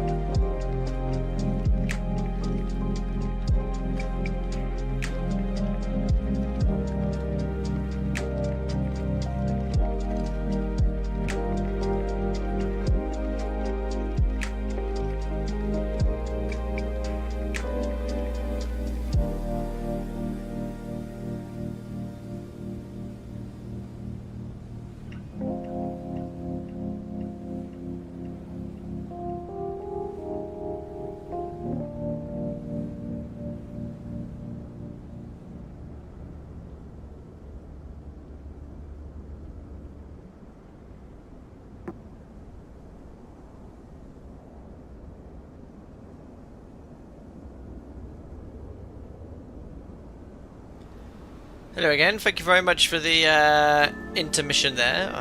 I've managed to fix my drone camera by...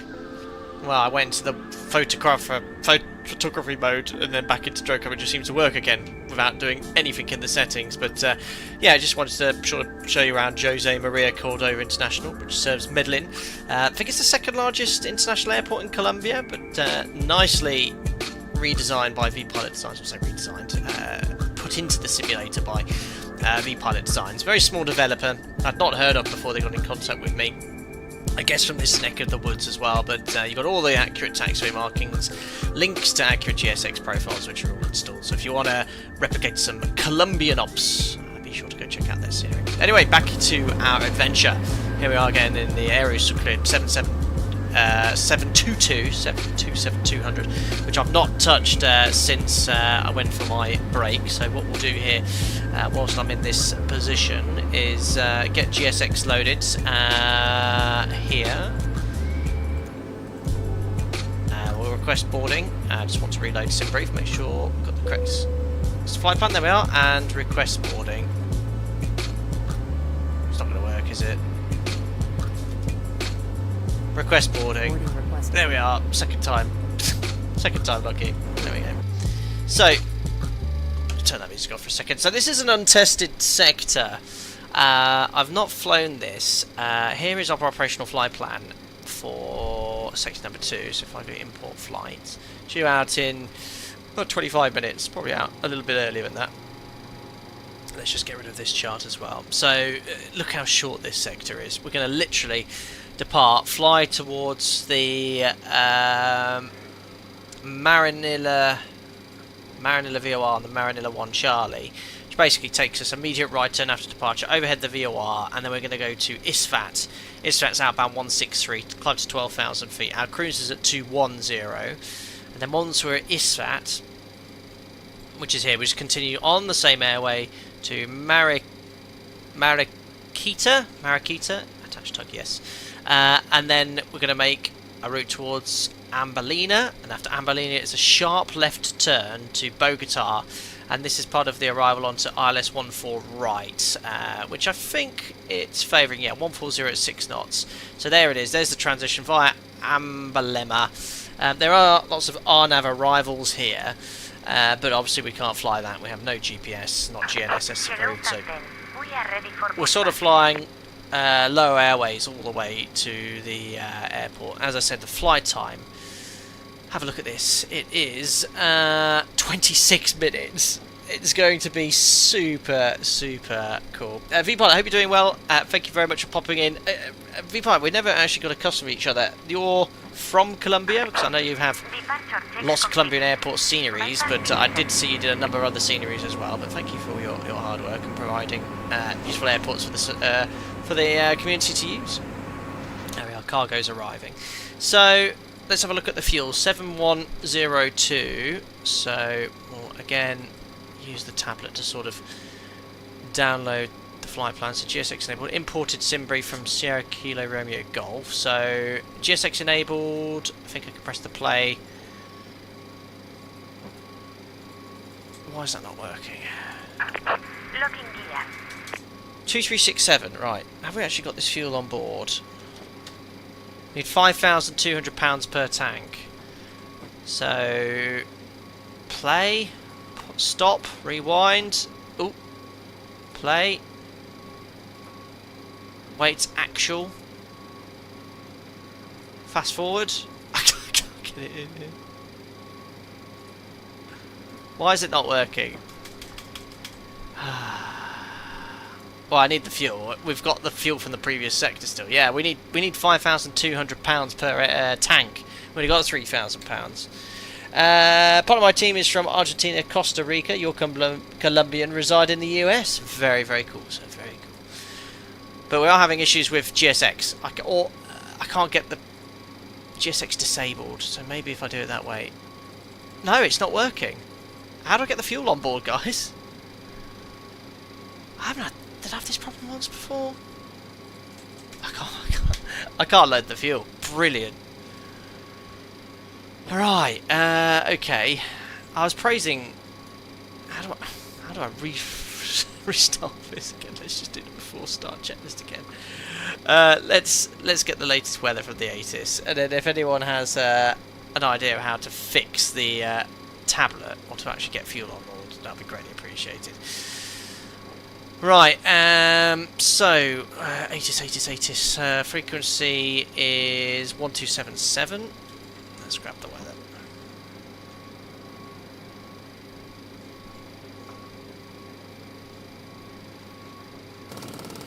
No, Jim's doing the 5th stick shaker test of the day. Runway 01, advise on initial contact.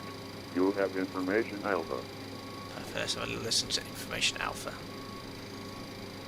Jose Maria Cordova Airport ATIP. Yes, actually, Tammy Alpha doesn't work. 00 Zulu. Web variable at 3. Visibility 10 kilometers or more. Light drizzle. Ceiling 1,500 broken. Temperature 20. 2.14. Alright, Jim. Altimeter 1027. Trying to get the ATIS here. Runway in use, runway 01, advise on initial contact. You have information alpha. Good, so runway 01 in use still. Information alpha. QNH is 1027, variable 3 knots, light drizzle. Broken at 1500 feet. So that is that. SID wise, let's get the nav aid set up for that, and we'll just reset the INS. I'm just going to go to off.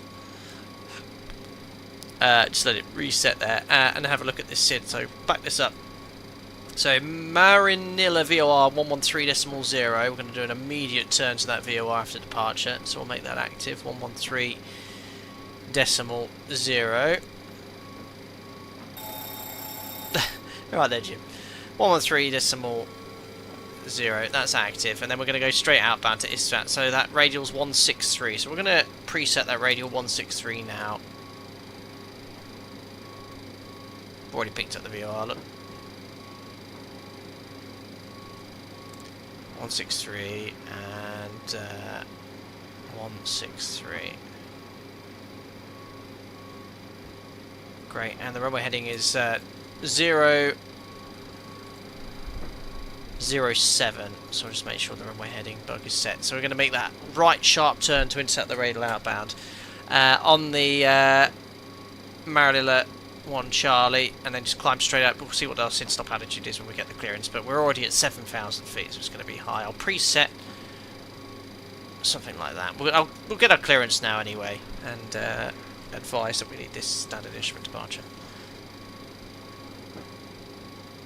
Perfect, and it was, what was the name of the tower? Try and get it all correct. Minimums, approaching minimums.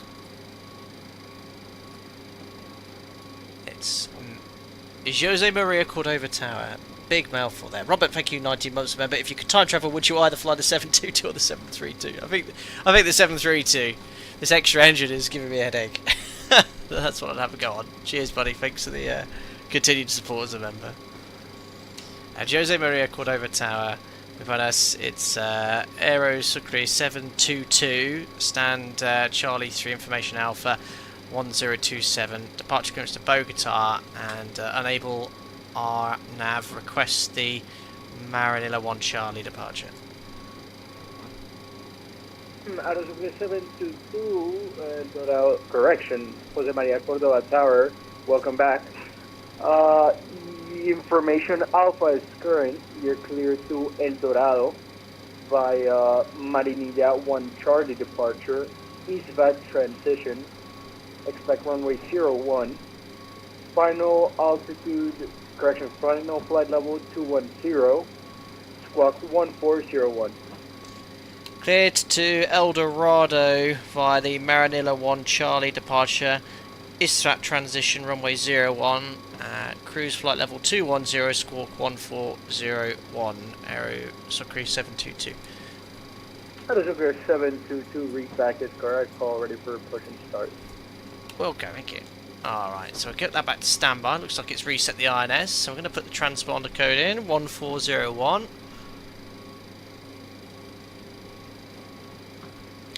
Straight up to our cruise, flight level 210. And INS, I mean, such a short flight. I'm not even going to put the Maranilla VOR. We'll put EastFAT in. is it sort of our first waypoint, and then Alpha Bravo Lima, then Bogotá, and then the airport. So even though it's a shorter flight, I'll have more waypoints. So let's go here to flights, view sim brief OFP. Firstly, we need to put our coordinates in, so let's go to position, position 0. We are on stand Charlie 3, so we'll select airport. Look for the coordinates for Charlie 3. Can't go from Charlie 3 to Charlie 7, so these are the coordinates here. So north 0, 6, 10, 6. North 0, 6, 10, 6, insert, and then it's west 0, 7, 5, 25, 6, insert. There we are. Waypoint then. That's the dim. Number 1. And let's go to the waypoints here. So just as a reminder, I'll put my pen out just to underline which ones we'd like. So we said ISFAT for the first waypoint, Maracita. Oh no, not Maracita. Oh, which waypoints did we say we're going to use? No, ISFAT, Alpha Bravo Lima, that was it.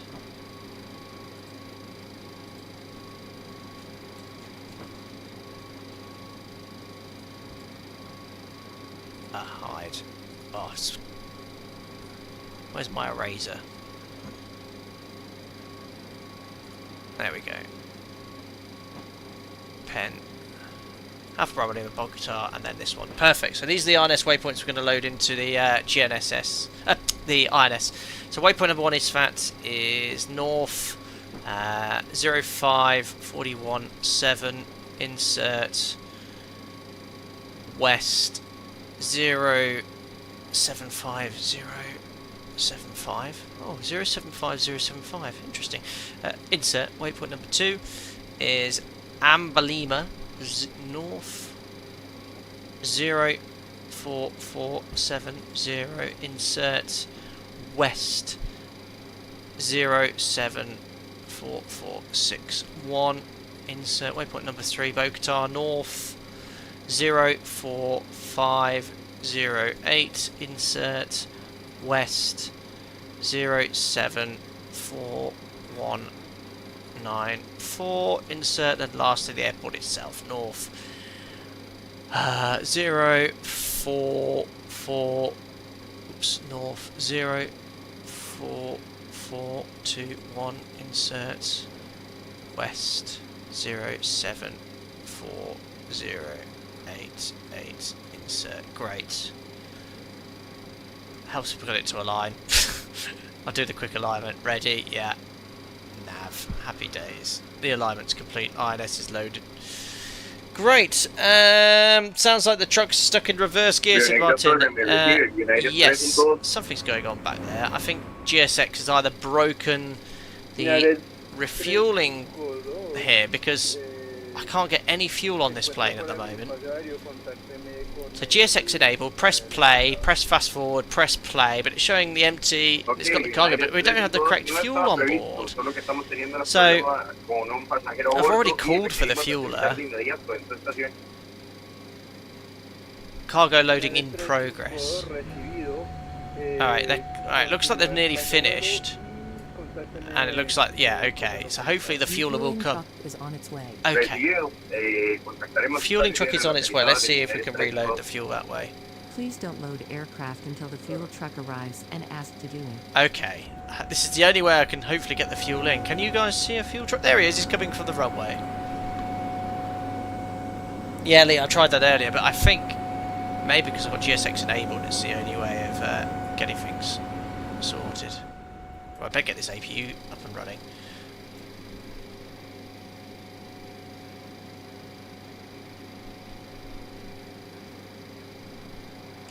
Fuel truck is in position. Good.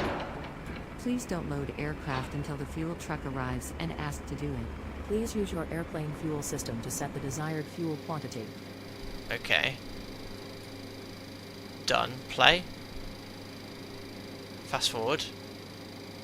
GSX enabled, play, fast forward. 2367, that's what I need. and I don't have that on board.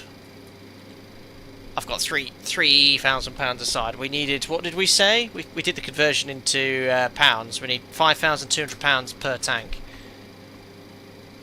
Maybe it's part of GSX's plan in the future. We'll need to pay extra to actually load the fuel on board.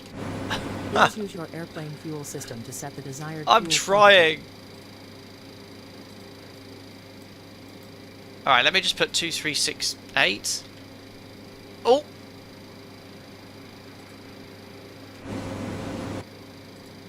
Have I done it?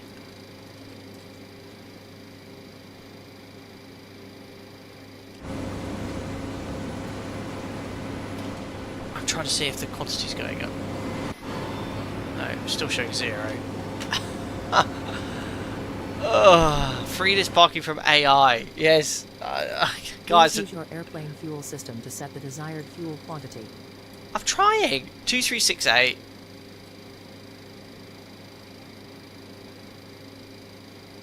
Okay. Or just press download sim brief. There we are. 2367. Play. Fast forward. Stop. Wait plan. Fast forward. GSX disable. Play. Can't get fuel in the plane. I can't. What? Is this a bug, or have I? It worked perfectly on the first sector, no problem. But now I can't. Use your airplane fuel system to set the desired fuel quantity. I'm so. This is really bad for anyone watching. I'm so sorry. But I hate it when add-ons aren't. They blame the user a lot, and the user can be blamed in many situations, but it's certainly not user-friendly. But I can't even use FSS to load fuel anyway. Like, this isn't working. This is frozen. Restart GSX possibly, but I think this isn't GSX. I've restarted it. I think this is. I think the FSS tablet's broken. Yeah, see, it's nothing to actually do with GSX. I can't physically get the fuel in the plane. Download the flight plan again. Import sim brief weights for flight plan. That's done. That's the correct amount of fuel. 2367. Can't press play. Can't press fast forward. Literally, this is all frozen or broken, and I'm stuck with the arrival fuel I had. Now, what's the trip fuel? Can I actually get there with the engines physically flaming out? Oh yeah, trip's only 2252. I'm taking off with my reserves. Like, I can physically get there, but I'll be landing with like 20 minutes of fuel remaining. I'm really sorry about this, guys. Can you use the MSFS toolbar to load fuel? I think I might have to. Where's that? I've never done this before. Flight performances. This is painful. Painful for me, painful for you. That's fine, YOLO. Let's go. I don't even know how to. Aircraft information. Right, okay. Oh, it just went down on its gear. Has that loaded the fuel on just randomly? No. Oh! No, it hasn't. £3,000. What did we say? I needed 5,200 aside. Right, where am I going then? Aircraft information.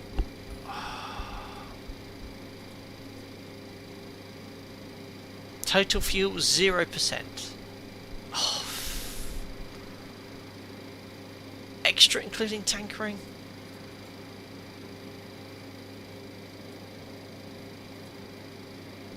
Oh my goodness. Right, okay, quick fill. Why are you loading so much fuel in the centre tank? Oh, this is the worst ever. Who designed this? This is the worst design I've ever seen. Right, don't get this aircraft, it's rubbish. Well, it's certainly, the tablet's broken anyway. So 2367 aside. 2367. Tank 1. 2367. Tank 3. Centre. 2367. Okay, load aircraft, let's see. Hooray! It worked! I've got the required fuel via... Is it kilos or pounds? Oh, yeah, that's kilos. Look, yeah, 5,000 pounds. 5,200 pounds per engine. It's a bit, yeah, 5,200. You can see it. It's worked. It's converted. Great. We don't want to be a Gimli glider, do we? Oh, that was extremely painful. I can't believe people are still using it, but it's clearly this is frozen. This is completely broken. Well, I've not even looked at takeoff performance yet, guys. And this is a real issue with this add-on. If you start typing things, remember it doesn't blank out the keyboard commands for the aircraft, so you start doing weird configurations. But I'll try it. Sierra Kilo Romeo Golf. I think that's probably why the gear went up early, because I pressed G here. 001, flat 15 we'll try. Let's get live weather in. Ooh. Limiting weight, 71524. What's our actual takeoff weight, guys? I think it might be higher than that. Guys, I can't believe this. Right, look at this. This is pure, absolute. I can't believe this. Maximum weight I can lift is 71524. Are you ready for the actual takeoff weight? It's 71.2. 300 kilos below the max landing takeoff weight for the aircraft. This is going to be tight. That's EPR2, set EPR trim, set speeds. Wow. Okay. We might be going off the end of the runway here. Auto brake to RTO. And APU's running, so we'll pop the APU on the bus. Close. And essential power over to APU. Great. Okie dokie. We can now disconnect. Oh, if we can. See, the tablet's completely broken. I can remove the ground power. Great. We're good for engine start. Oh my gosh. Let's just do the. Oh no, we've done the before start checklist already. I think we're ready to go. Let's just request push and start. I've got to get GSX up and running again. Set parking brakes to request ground services. GSX is just not happy at the moment. GSX, the tablet.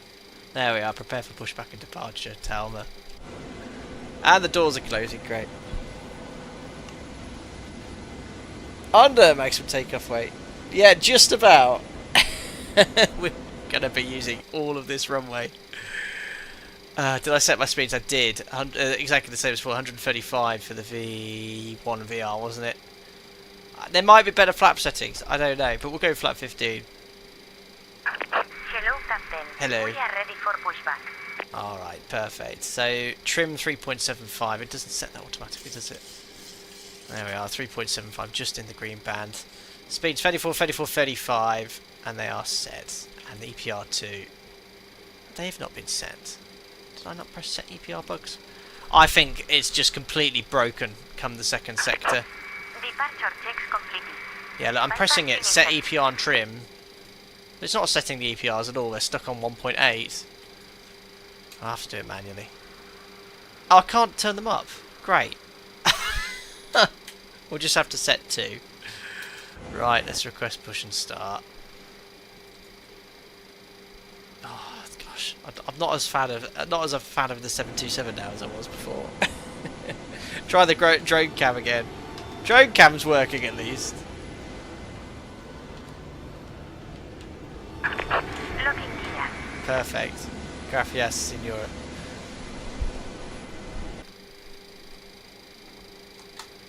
Swimming climb. Missed the stream earlier with the Max as I was busy at work. How does the iFly Max 8 fly 24? Very well indeed. I prefer X-plane handling, but not bad at all. Better than 2020.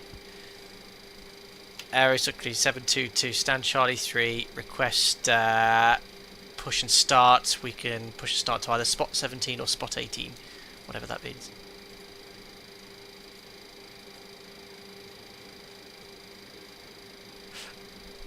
This is the GSX profile I got. Oh, I've been disconnected. Great, because I was in the menu, wasn't I? Oh, now ATC's gone! Oh, the controller's probably thought I've logged off. Why did I get kicked up? There he is. Perfect. He's here. He's still here. Tower, hello again. Aerosucre 722, stand Charlie 3. Request push and start. Aerosucre 722, welcome back. Spot 18, clear for push and start facing south. Push start approved, spot 18 facing south. Aerosucre 722. Alright, we're doing some things. Perfect. Yeah, I think... Did I go in the menu at some point? I can't remember why that went off. Right, windows open. Okay, we're on our way, ladies and gentlemen. That was a painful setup. Thanks for your patience whilst we went through those issues. Right, starting engine 3. N2.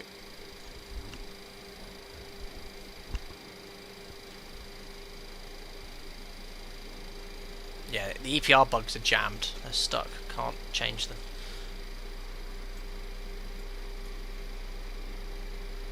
Oil pressure. N1. N2's already above 20%.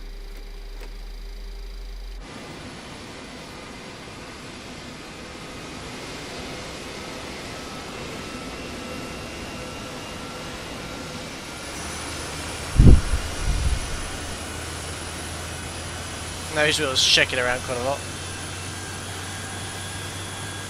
Paulo Santos, yeah, we were talking about it at the stream we did this morning. Awful, awful news. There's only so many speculation going off there. There's aviation inverted bracket experts talking about how the flaps might have not been extended. I think the 7.8, when it uses a low flap setting, looks like no trailing edge flaps are out anyway. But some pictures have shown the flaps were extended. So look, we can't guess at this stage. I've seen the video of it taking off and then crashing straight after. It's awful. They got enough time to get a mayday call out anyway, but we'll see in the investigation.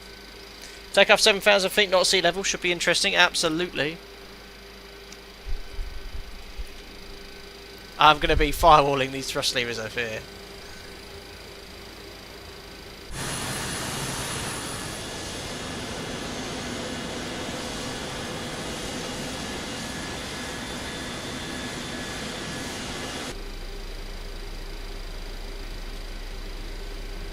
To 20% fuel on.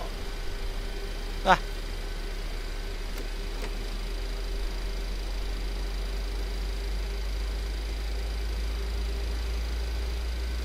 Oh, getting towed forward. That's why you need these GSX profiles.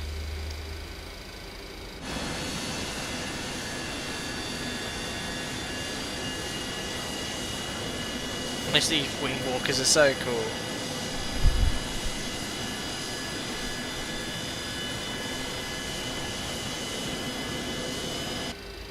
Starting engine number 1.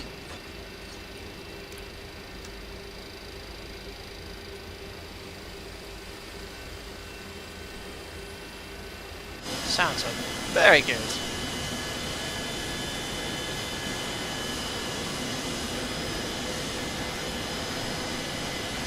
Please set parking brake. Perfect. Parking brake. Set. Oops. Gotta make sure you got the brake pedals pushed.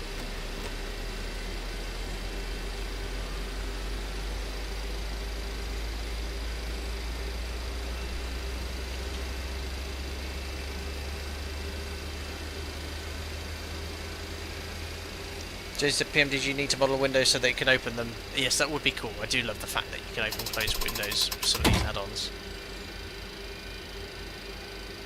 Alright, 3 good starts. Looks like they're disconnecting the tow bar bypass pin. So I noticed earlier when Jim was doing the before taxi flow, he closed each generator and then he balanced the frequency. So how did he do that? Did he sort of go Gen 3 and then you change this around? Genuinely curious as to how you manage that. I'm definitely going to get Jim to do it. So don't have to worry about this in the FlyJ sim. Have to start.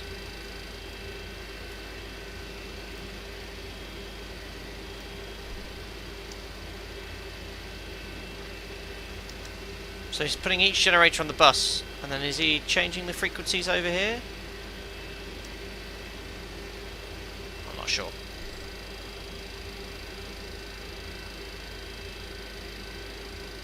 Why are being so heavy? What's the bulge like on our tyres? A bit bulgy, not too bad. Wait, what's going on? Why am I in pushback? Yes. Oh, there we are. It's gone. Oh! I don't know what I did there. I just got rid of GSX because it was frozen again. It sounds like a landing rollout. Oh, parking brake. I did set it, didn't I? There we are. It's set. Right, I'm going to help Jim. He's doing too slow. Generators on. APU can come off. Star switches is done. Pro-P. Oh, he's doing all the checks again. Pro-P. Anti-ice off. Air conditioning is just make sure it's set. The bleeds are open. Packs are on. Flaps to 15. Jim, you've done all these checks 12 times today. Flight controls. Forward, back, left, right. And rudders left and right. There we are. Recall. We then blank the lower DU if we had one, and then you do your before taxi checklist, which we've sort of done already. Perfect. Aerosucre 722 request taxi.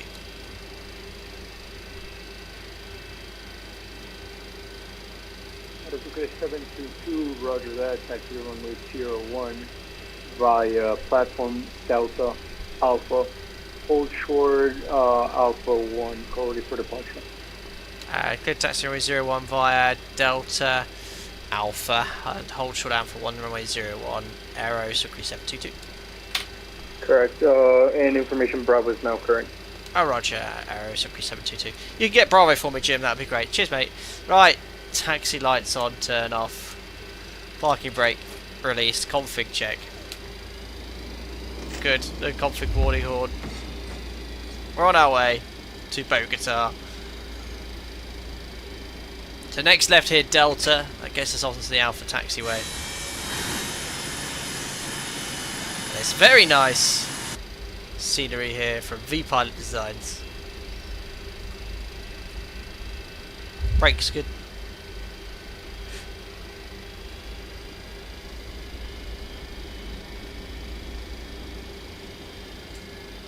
Taxi's okay, this add-on. It's very nice. Alright, bets on chat. Who thinks I'm gonna go off the end of the runway? God, I can tell. I need more thrust up here. 7,000 feet elevation. Thanks, Josiah Planes. It's gonna be tight, I know.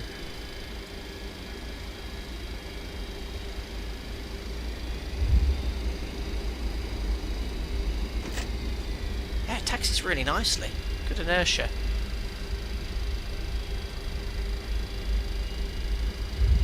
And on the INS you can get ground speed information if you go to all the way over here. There you go, ground speed info's there. Ah. Okay, config we've checked, flaps we have 15, green lights, stab trim set for departure. Takeoff briefing, the air conditioning pressurization set. It's the Maranilla 1 Charlie, forgot what it was called. Straight ahead 7,850 feet, right turn to the Maranilla VOR, then outbound 163, which we've already got tuned on our course. Climbing straight up to flight level 210, NADP, we'll treat it as 2, so we'll accelerate at 8,000 feet. Any problems? Wow, yeah, what would we do here? MSA really lowest to the east, so we'll climb up to sort of 12,000, I'll go up to 13,000 feet. And pray. There's probably some sort of special engine out procedure for this airport. Hopefully we'll have no problems. Reviewed. Cabin secure. The horses are fine. Checks complete. Oh, I know what we've got to do. 210. Let's make sure we're not on the grass. Land altitude 8,000 feet at Bogotá, something along those lines, and cabin altitude, just make sure I'm not on the grass. Cabin altitude at 21,000 feet, what should you be? 0. No, 300 feet, there we are. Very cool, so as Avianca, they have a maintenance hub here. See the terminal off to the right hand side.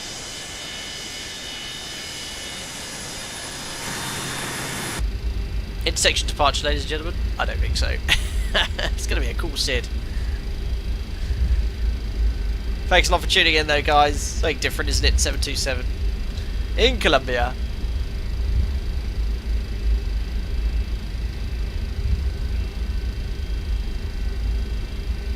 This time tomorrow I'll be flying back home.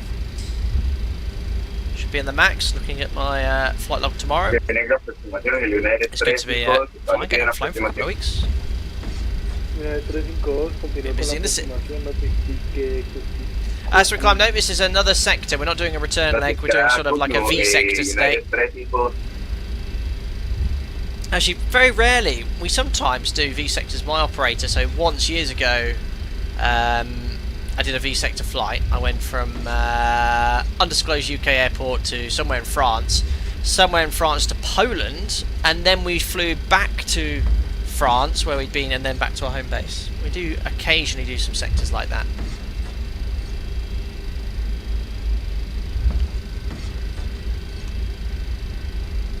It's a long old taxiway, this.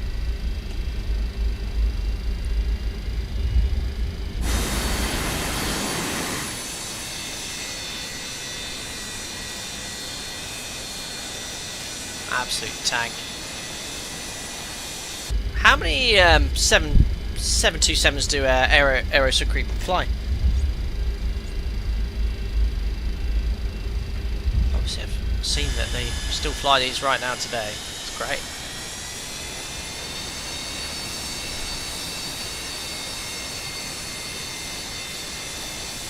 Andy, and to pop away, are we realistically overweight with 300 kilos under the maximum takeoff weight based off our performance? How many windsocks would you like? 2, please.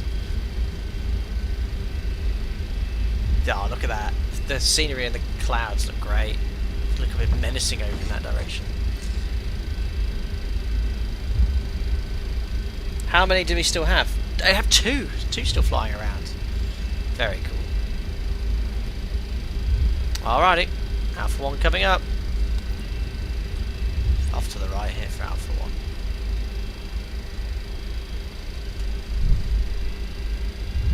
Aerosucre 722, will you be ready? Aerosucre 722 ready for departure. Aerosucre 722, runway 01, winds calm, clear for takeoff, immediate takeoff. 01 cleared immediate takeoff. Aerosucre 722. I need a little bit of a run up because I've got to get these engines spooled up. There's a tailwind. Hope not. Alright, MCP is set. This transponder should be on TAR8. United 352, continúa con aproximación, tráfico saliendo. Someone on short final by the sound of it. Oh, we'll just have to do a rolling takeoff. Stabilise, Tokus in chat. It's the Aerosucre way. Set takeoff first. Alright. That is the 2. I won't go full power just yet. There we are. Takeoffs for a set. Indications do all back. Bring it back a little bit.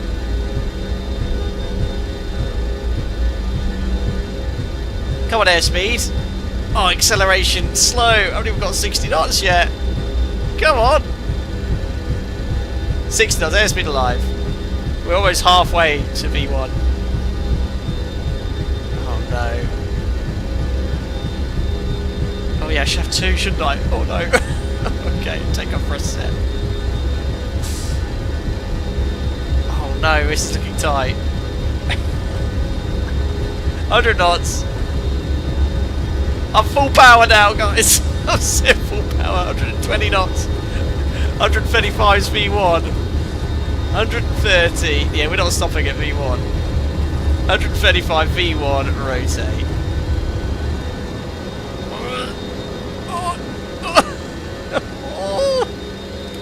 United 352, viento en calma, Fox 01 autorizado a aterrizar. Oh, we're alive. Yeah, look at that. I can just about hold my speed. Legit. Right, 7,800.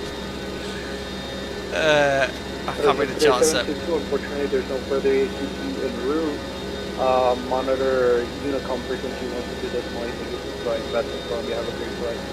122 decimal 8, thank you very much for the ATC Aerosucre 722. Bye. Alright, we're just going to maintain V2 plus 20. We're going to make this right turn inbound to the VOR. Just show you here on the charts. Once we overhead the VOR, it's outbound on the 163 radial, guys. So I'm just using the RMI. Let's bring the cam back up. I'm leaving full power set. I'm barely climbing. We can accelerate now, though. Let's go to 250 knots. So slowly lower the nose. I'm going to do about 100 feet per minute. We're barely climbing here. I was quite lucky because I was a bit late getting takeoff thrust set there.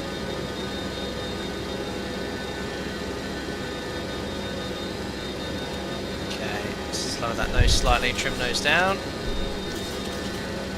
About 500 feet per minute. Alright, flaps to 5.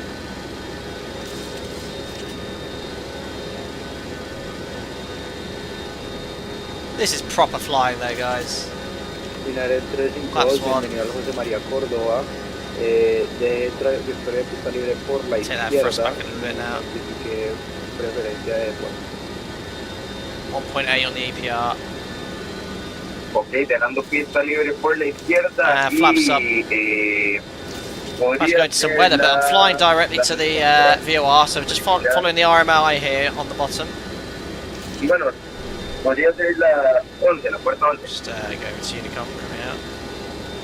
Okay, coming up to 250 knots, we're going to go into IMC. Beautiful. Lovely. I don't have weather radar on this aircraft, so what's the worst that could happen? Okay, DME 2 miles to the VOR. Just flying IMC now with no flight directors. Perfect. Right, wings level, artificial horizon. Place the scan around that. Try not to descend. So there's 250 knots. We're going to start pitching up to maintain 250. Alright, about to fly overhead the VOR. So watch the needle drop. There we go. So let's start making that turn now, outbound 163. Bring the nose up to maintain 250 knots.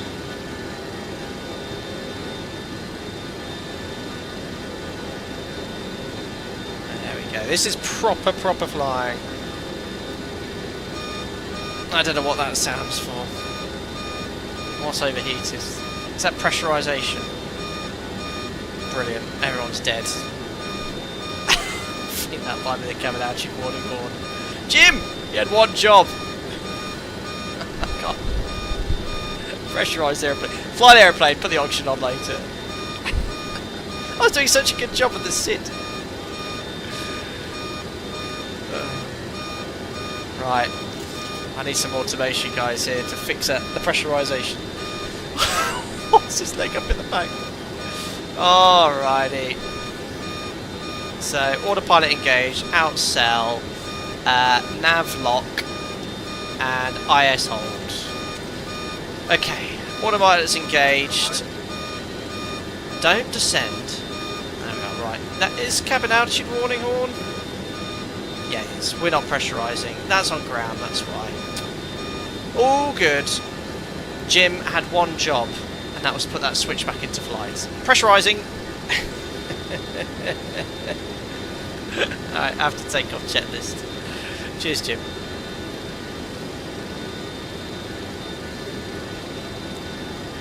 Anyway, we're inbound to Isfat. Going to be landing in about 20 minutes.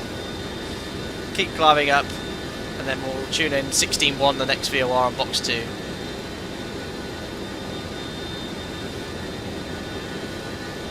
Can somebody get the weather for Bogotá? Proper flying to the autopilot. Well, Alipa, I did have a depressurised cabin. So it's standard. Fixed anyway. It's all good. Alright, lights coming off.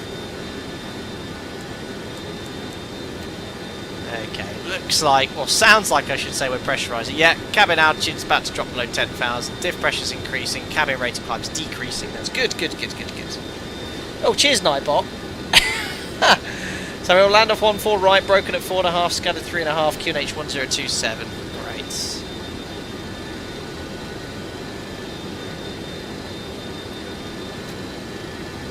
Well, the SID was beautiful.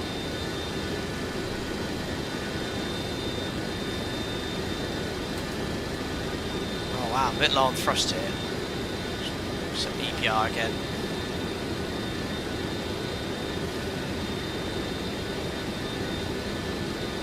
Almost on top of cloud.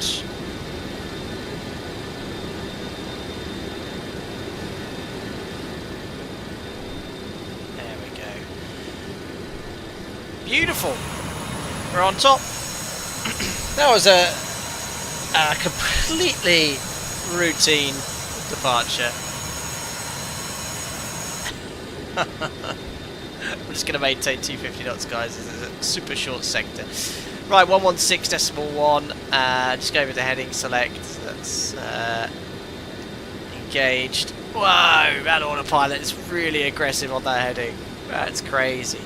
I'm actually going to tune 112.7 for the active. Hopefully it's in range. It is 112.7. That's the furthest VOR along our route. And the radial is 167. Well, inbound is 167. So we'll set that course. Great. Back to navlock. There we are. And we've got 70 miles to run.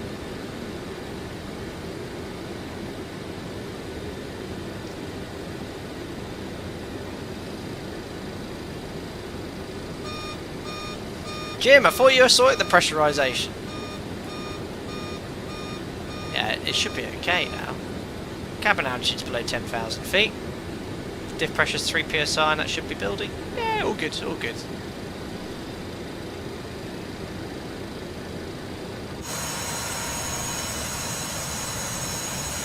Yes, unfortunately we don't have the best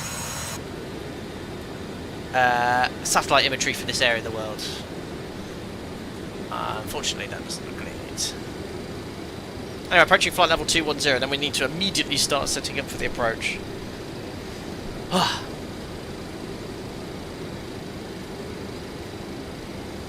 Right, after ISAT, we're going to be routing now direct to the Alpha Bravo Lima VOR, and it's a steep left turn to Bogotá and onto the airport. The elevation here is 8,400 feet. We'll call it 8,000 feet for cash. And we're at 21,000 feet. So again, we're just working our top of descent.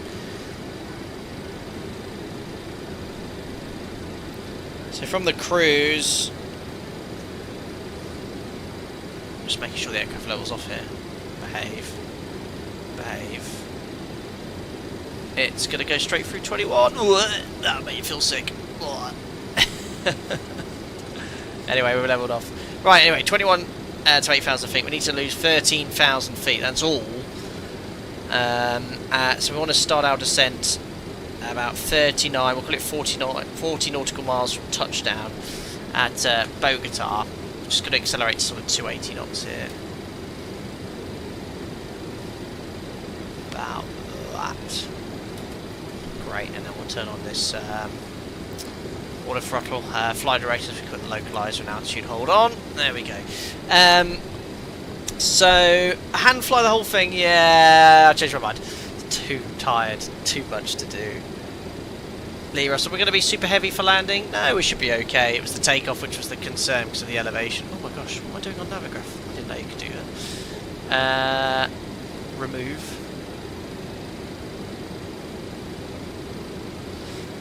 So steep left turn, Bogotá. How many miles from touchdown is it? That's what I'm trying to work out. So we've got 14 plus 27. So that actually is going to be close enough. 41 miles. Yeah, there we are. So when we're actually overhead Amber Lima and we're going to make this steep left turn, that's when we'll start our descent into Bogotá. That's pretty much worked out roughly where top of descent is. So we're 52 miles to run. Alpha Bravo Lima was waypoint number... Oh, it still doesn't sit in... We've not had a correct waypoint sequence all day. I mean, we've not used INS navigation. Are you meant to be in INS for it to sequence correctly? I'm not sure. Anyway, we'll route direct now to waypoint number 2, Alpha Bravo Lima. So waypoint change. 0 to insert. So top of descent's going to be in 7 minutes.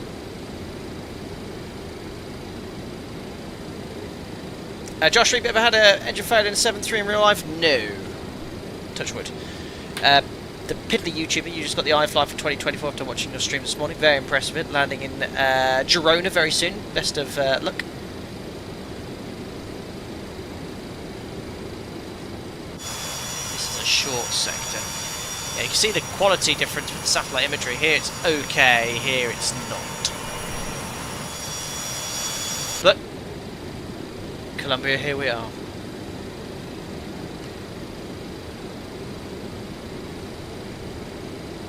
At least we got the fuel on there. But I'll let FSS know about the tablet and how on the second sector I couldn't load the fuel.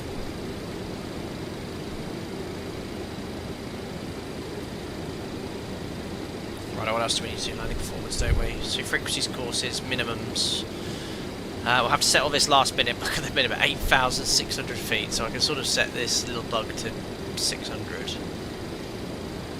Wouldn't usually set the radio altimeter, but I will. 252 feet. That's pretty much what it's set to now. There we go. So from the VOR, we'll descend to 12,000 feet. We then can step down to 10,800, then 10,000. Intercept the ILS. Down we go. The terrain here is just bonkers. 17,000, 15,000, 15,900. If we have to go around, look, the idea is we make a almost 180-degree turn, head westbound towards Soacha, and then outbound 298, climb to 14,000 feet. Firewall the thrust levers. Just go from there.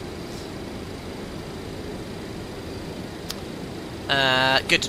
We've pretty much covered everything. Landing performance then, a high elevation, but look, 1 full right, 3,800 metres. We know that we can land flat 30, water brake minimum. You can check the landing performance, but then we'll plan to vacate first, convenient ride. Probably the high speed here, Kilo 5. Now, can we hopefully have a butter landing today? Josh Rick flying Dalaman to East Mids a couple of weeks ago with easy engine 1 oil leak, so diverted to Budapest and spent the day touring, no complaints. Oh dear, well these things do happen, the engines are incredibly reliable, but things can break from time to time. Into ILS at 10,000 feet, show you in South America without showing me, absolutely. Scotty, no speculation, but do you think the instance today is an argument against derated flat trajectory takeoffs the 787 tends to do? Absolutely not. We can only speculate, but I think the 787's been I mean, first hull loss, first accident, and I think operators being low flap settings for departure for efficiency for years. It's not a safety issue. I don't want to speculate. I've seen the... Have you guys seen the second video of the takeoff? You see the rotation takeoff and then 15 seconds later it hits the ground. It looks like an aircraft that lost thrust to me. You can't take off with the flaps up. Not unless you ignore the warnings. Obviously they have ICAS. On the 7.3 of takeoff config warning. No professional pilot is going to ignore that.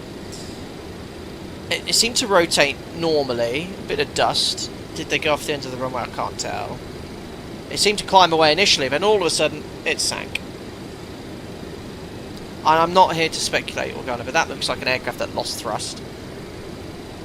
But we can't say. I can only speculate. We've got to wait until the investigation comes out. Mike made some really interesting inputs to the members today. It was really interesting to read his input as well regarding the 7.8. Now the 787 apparently is in constant communication with Boeing and constant communication with the airline's engineering department, and they probably already know more than most. The black box obviously is definitive in determining what was pressed and what the aircraft configuration was, but yeah, we should find out this. And where do they keep the black box in the 7.8? Is it the tail section? Isn't there a picture of the tail section completely intact in a roof? I think we'll know what happened sooner rather than later.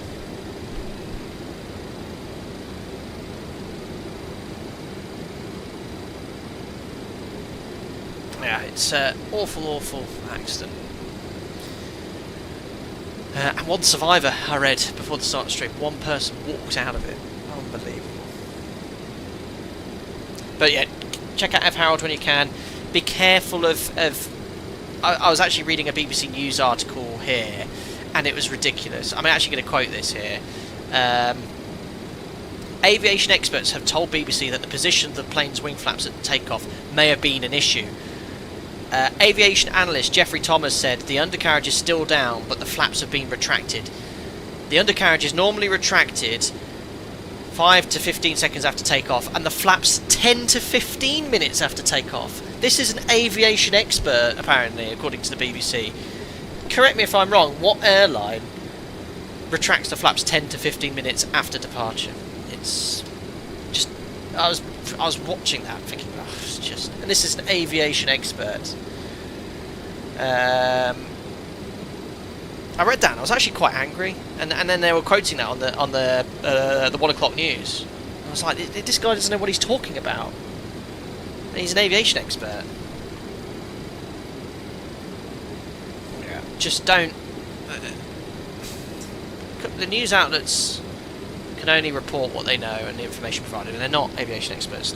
Lon Clerio is probably the best and most reliable resource you can find. Listen to him. Don't listen to any of these aviation experts that they have on mainstream news channels. So they are talking. They don't know what they're talking about. They did have a 777 captain on for you. He was excellent, actually. No speculation. Gave some examples.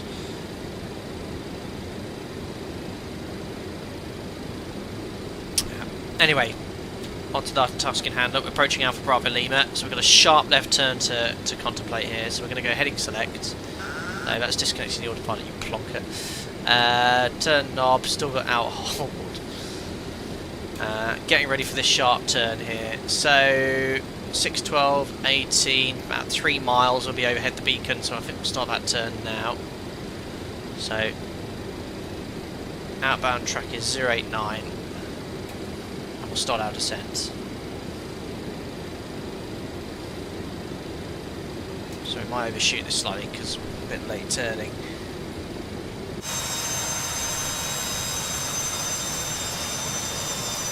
Superb. Okay, let's have a look at this arrival. So from overhead this VR we can safely descend to 13,000 feet. So 13,000 feet is what we'll set on the MCP / this. We're going to go to our arm, IS hold, and slowly reduce the thrust to idle. Just disconnect the order first, there we are. Down we go. Blech. I've not done a single fuel check. What did we need to divert back to Medellin? 4.3 tons. Well, we've got about 3,700 pounds per tank. So that's plenty.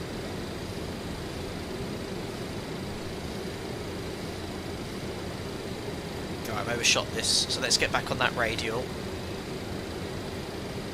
A bit late with that turn, look.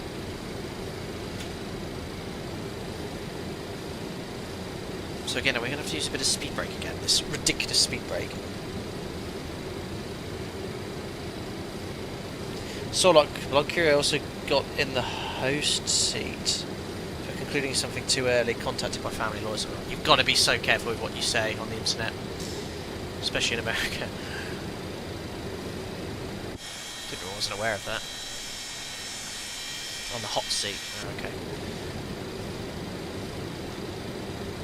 Okay, we're going to use heading select. I'm not going to go back into HSI mode, but basically after Bogotá, which we're going to go active now, 13.9, we're going to go intercept onto the ILS. So 13.9, active, box 1, box 2. We're just going to use heading select, push the head, pull the tail, doesn't matter, just stay on that inbound.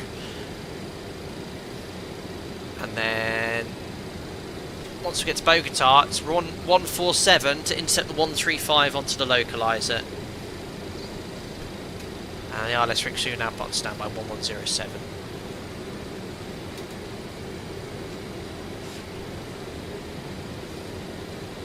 Elevation here, don't forget, is 8,000 feet. So we're already below 10,000 feet regards to that, so we can put the lights on.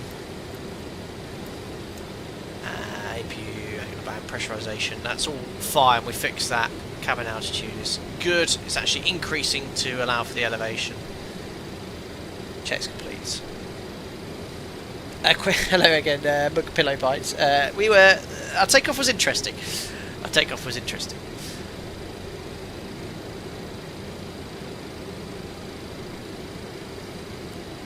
Right, one to go, and we have to maintain 13,000 feet until Bogotá, basically, and then we'll step down to 10,800, and then we need to level off here. We'll just let the aircraft level off, but then I'm going to bring the speed, as we did before, all the way back down to 200 knots. It's actually max 195 overhead Bogotá, which is only 8 miles away. So we're coming in hot. Out quiet, out quiet, out quiet, out quiet. Don't go lower in IMC especially. Did I not arm the altitude? I did, but it's just crap levelling off. That would be about 2.5 G and sap the wings off. The autopilot's very aggressive and very late.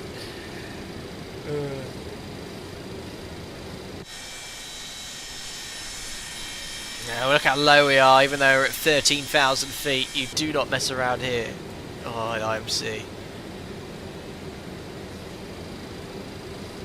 Right, keep the thrust idle, just to slow down to 200 and... what the clean speed is this? Okay, 4 miles to run.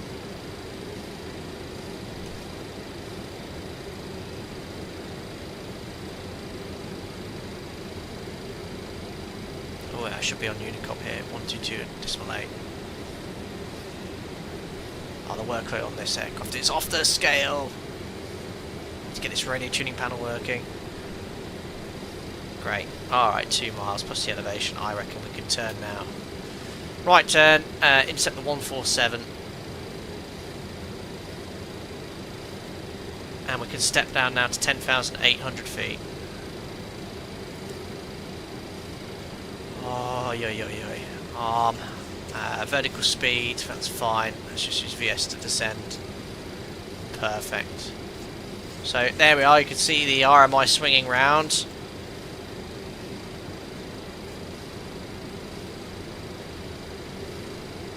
I'll just get intercepted on the radio, then we'll switch over to the localizer and ILS frequency.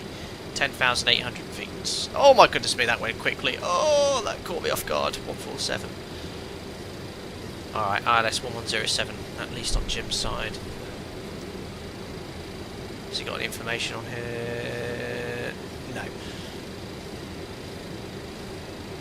Alright, we need to go 1107 as well. Okay. Alright, on that heading, intercept the localizer. I feel like we're very high. Checked. No, we should be okay. 10,000 feet we can now step down to. It's coming in, we're above it, but it's coming in 10,000 feet. Bit of speed brake will be fine. Oh no, Q&H, thank you. B. Thank you. 102. What was it? Get the Q&H someone quickly. 1027. All good. All good. Localizer. Oh, that block. There we are. Whee! Aggressive localizer capture. Oh, look at this. Beautiful weather. Alright, I really need to jam this nose down now. Speed brake out. Vertical speed checked. And now we're on the localizer. We can set elevation plus 1,000, which is 9,300. 7 miles. I think this could be a go around here, guys. Flaps 5. Oh no, that localizer's disappearing. I'm climbing. Do not disconnect the automation. Oh, I'm too high. Come on, get down. Descend. It's not descending. This is the worst thing to do in this situation. Disconnect. Right. Localizer capture. 5 miles. In IMC, of course. 1,000 to go. Checked. We're disconnecting. Oh, look at that. Localizer coming in. Gear down. Gear's not working. Gear down. Flaps 20. Hey, this is the Aerosucre, hey, isn't it?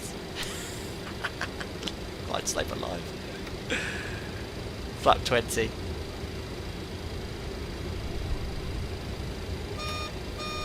And stow the speed brake. It was already stowed.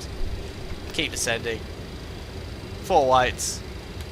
Once we're 500 feet above the ground, then we're stable. 2,000 feet for all good. All good. Flat 30. Ah, perfectly stable approach. 500 feet. I couldn't get the aircraft to descend on the autopilot. Right. Okay. On localised Ryan glide slope, landing checklist complete. Fully stable, 500 feet above the ground. What more could you ask for? Jim, set the missed approach attitude, please. Jim, do something. Thanks, Clouds. Thanks, VMC. Alright. All good. I would have got around in real life, please. Be assured. Sorry, yoke cam. 300. Continue. 200. Perfect. 100. Oh, I got markers, love it. 50. 40. 30. 20. 10. Oh, God, I can't land today. Alright, this is much... a bit of aero braking. This is much more like explaining landing technique. Aero braking, aero braking, aero braking. Crikey. Still aero braking. No, let's lower that nose. God, that was really hard. 100 knots, 80 knots, 60 knots, panic braking. Ladies and gentlemen, welcome to Bogotá. Oh, my goodness me. What was that landing rate? I do not know. Oh, that poor horse. Oh dear, what's going on with the terminal there? I've lost a lot of performance here. That's not the scenery, because I tested all this earlier and it was fine. I think something's happened with the something loading up. Alright, here we are. That was really sketchy. God, this aircraft's hard to fly single pilot. Yeah, it was the speed from Bogotá VOR, and then I only just realised once you got into localised, you're only on like a 6-mile final. It was really, really close. Right, anyway, let's now find somewhere to park. Where's the cargo apron? Cargo building over here, so we're going to make a right turn onto this taxiway. I've actually missed the line here. Don't know what's going on there. I think that is that a Microsoft Flight Sim 2024 thing. That was not on my test sector. Something is randomly floating in the air. That wasn't there before. I might just reload once we get there. Onto stand. But, I can't fly the 7.2 today, that's for sure. But credit to 2024. I think now the handling, the physics regarding that. Is that building levitating? Oh my god. Yeah, that wasn't there before. I might reload it and see what happens. Alright, perfect. Jim, taxi inflow, please. Oh dear, that was amusing couple of sectors. Yeah, my computer's Spotify's not working. I hope the horses survive. Horse is absolutely fine. There you go, look. Frozen in fear, maybe, but they're all good. 30 taxi, beautiful. Right, Jim's doing the taxi and float. So he started the APU again. No, he doesn't start the APU, does he? Then I shall do it.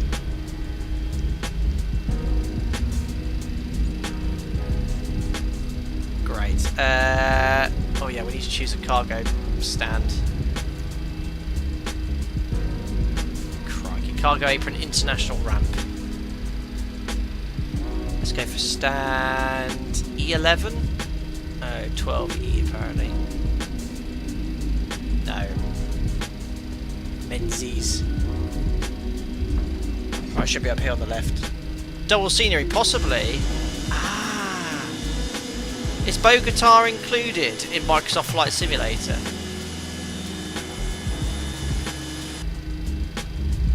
It is double scenery, look. Right, we'll quit out yet. Because I can see double stand markings here. Yeah, something's duplicated here. Why didn't I get that on my test sector? Yeah, this isn't Alpaca Airways. Yeah, it's all good. Aerosucre.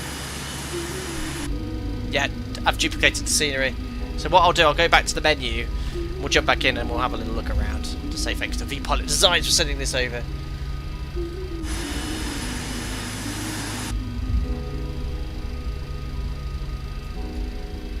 Alright.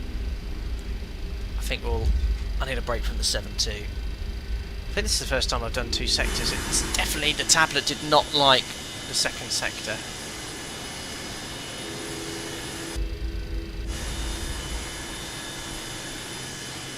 Can't remember what stand I said. Was it E11? Oh, there's things there. E12 it is now.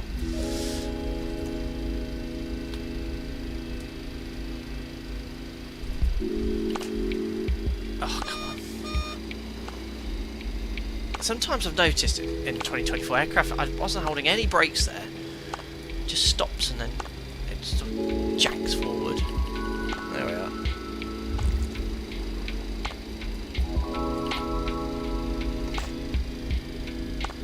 Perfect. Right, turn that music off. Taxiing on stand.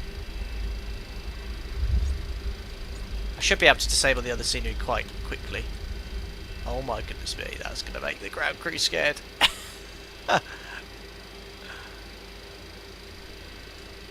Damn it, that'll do. Right, parking brake set. And the APU's on the bus already, shut down the engines. Ladies and gentlemen, welcome to Bogotá El Dorado International. Oh, very good, very good. There we are, perfect. Perfect flight. No new sky to grade me as well. Oh, I forgot to do the replay as well. Oh.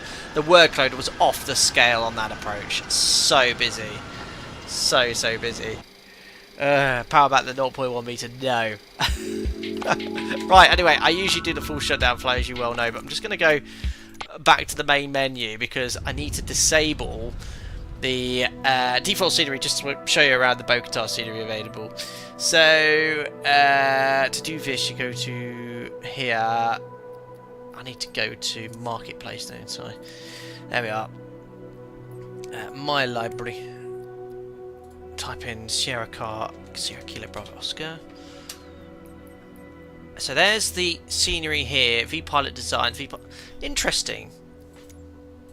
So why have I got a duplication of the scenery? I've got 2 sceneries being streamed. I've got the one from 2020 and the one from 2024. Am I reading that? Okay. I think what was happening, I had both scenery 2020 and 2024. So there's 2024 streamed. How bizarre.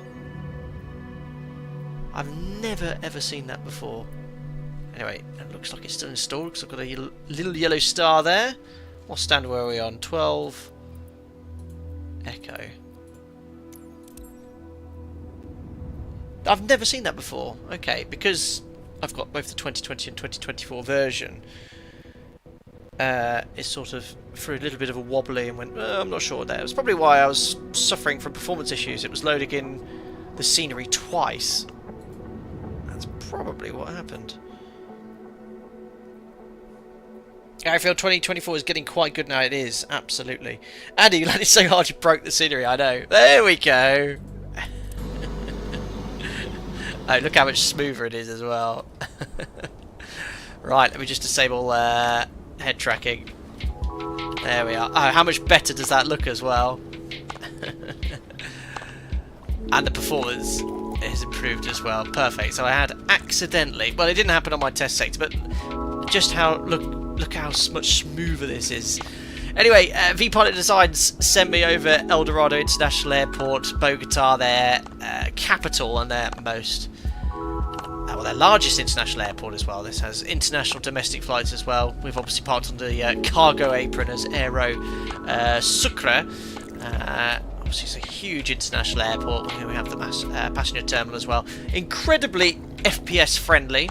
So here's the terminal. There are, I think, better detailed sceneries out there, but it's obviously a balance between performance and what you want to get there. And I can tell you that now, I'm getting incredible performance here. There you are. Welcome to Colombia. But yeah, look, you can see how smooth it is. Here's the main passenger terminal, most likely where the domestic sectors arrive into. We landed on 14 right, 14 left.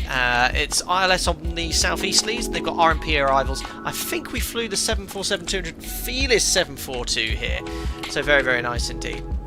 VPilot, I'm so sorry that I accidentally had the 2020 and 2024 version both installed there. I don't know what happened, but we are looking around this beautiful detailed scenery. We've also got a large apron over here as well. Oh look, there's a compass rose there to do the compass swing.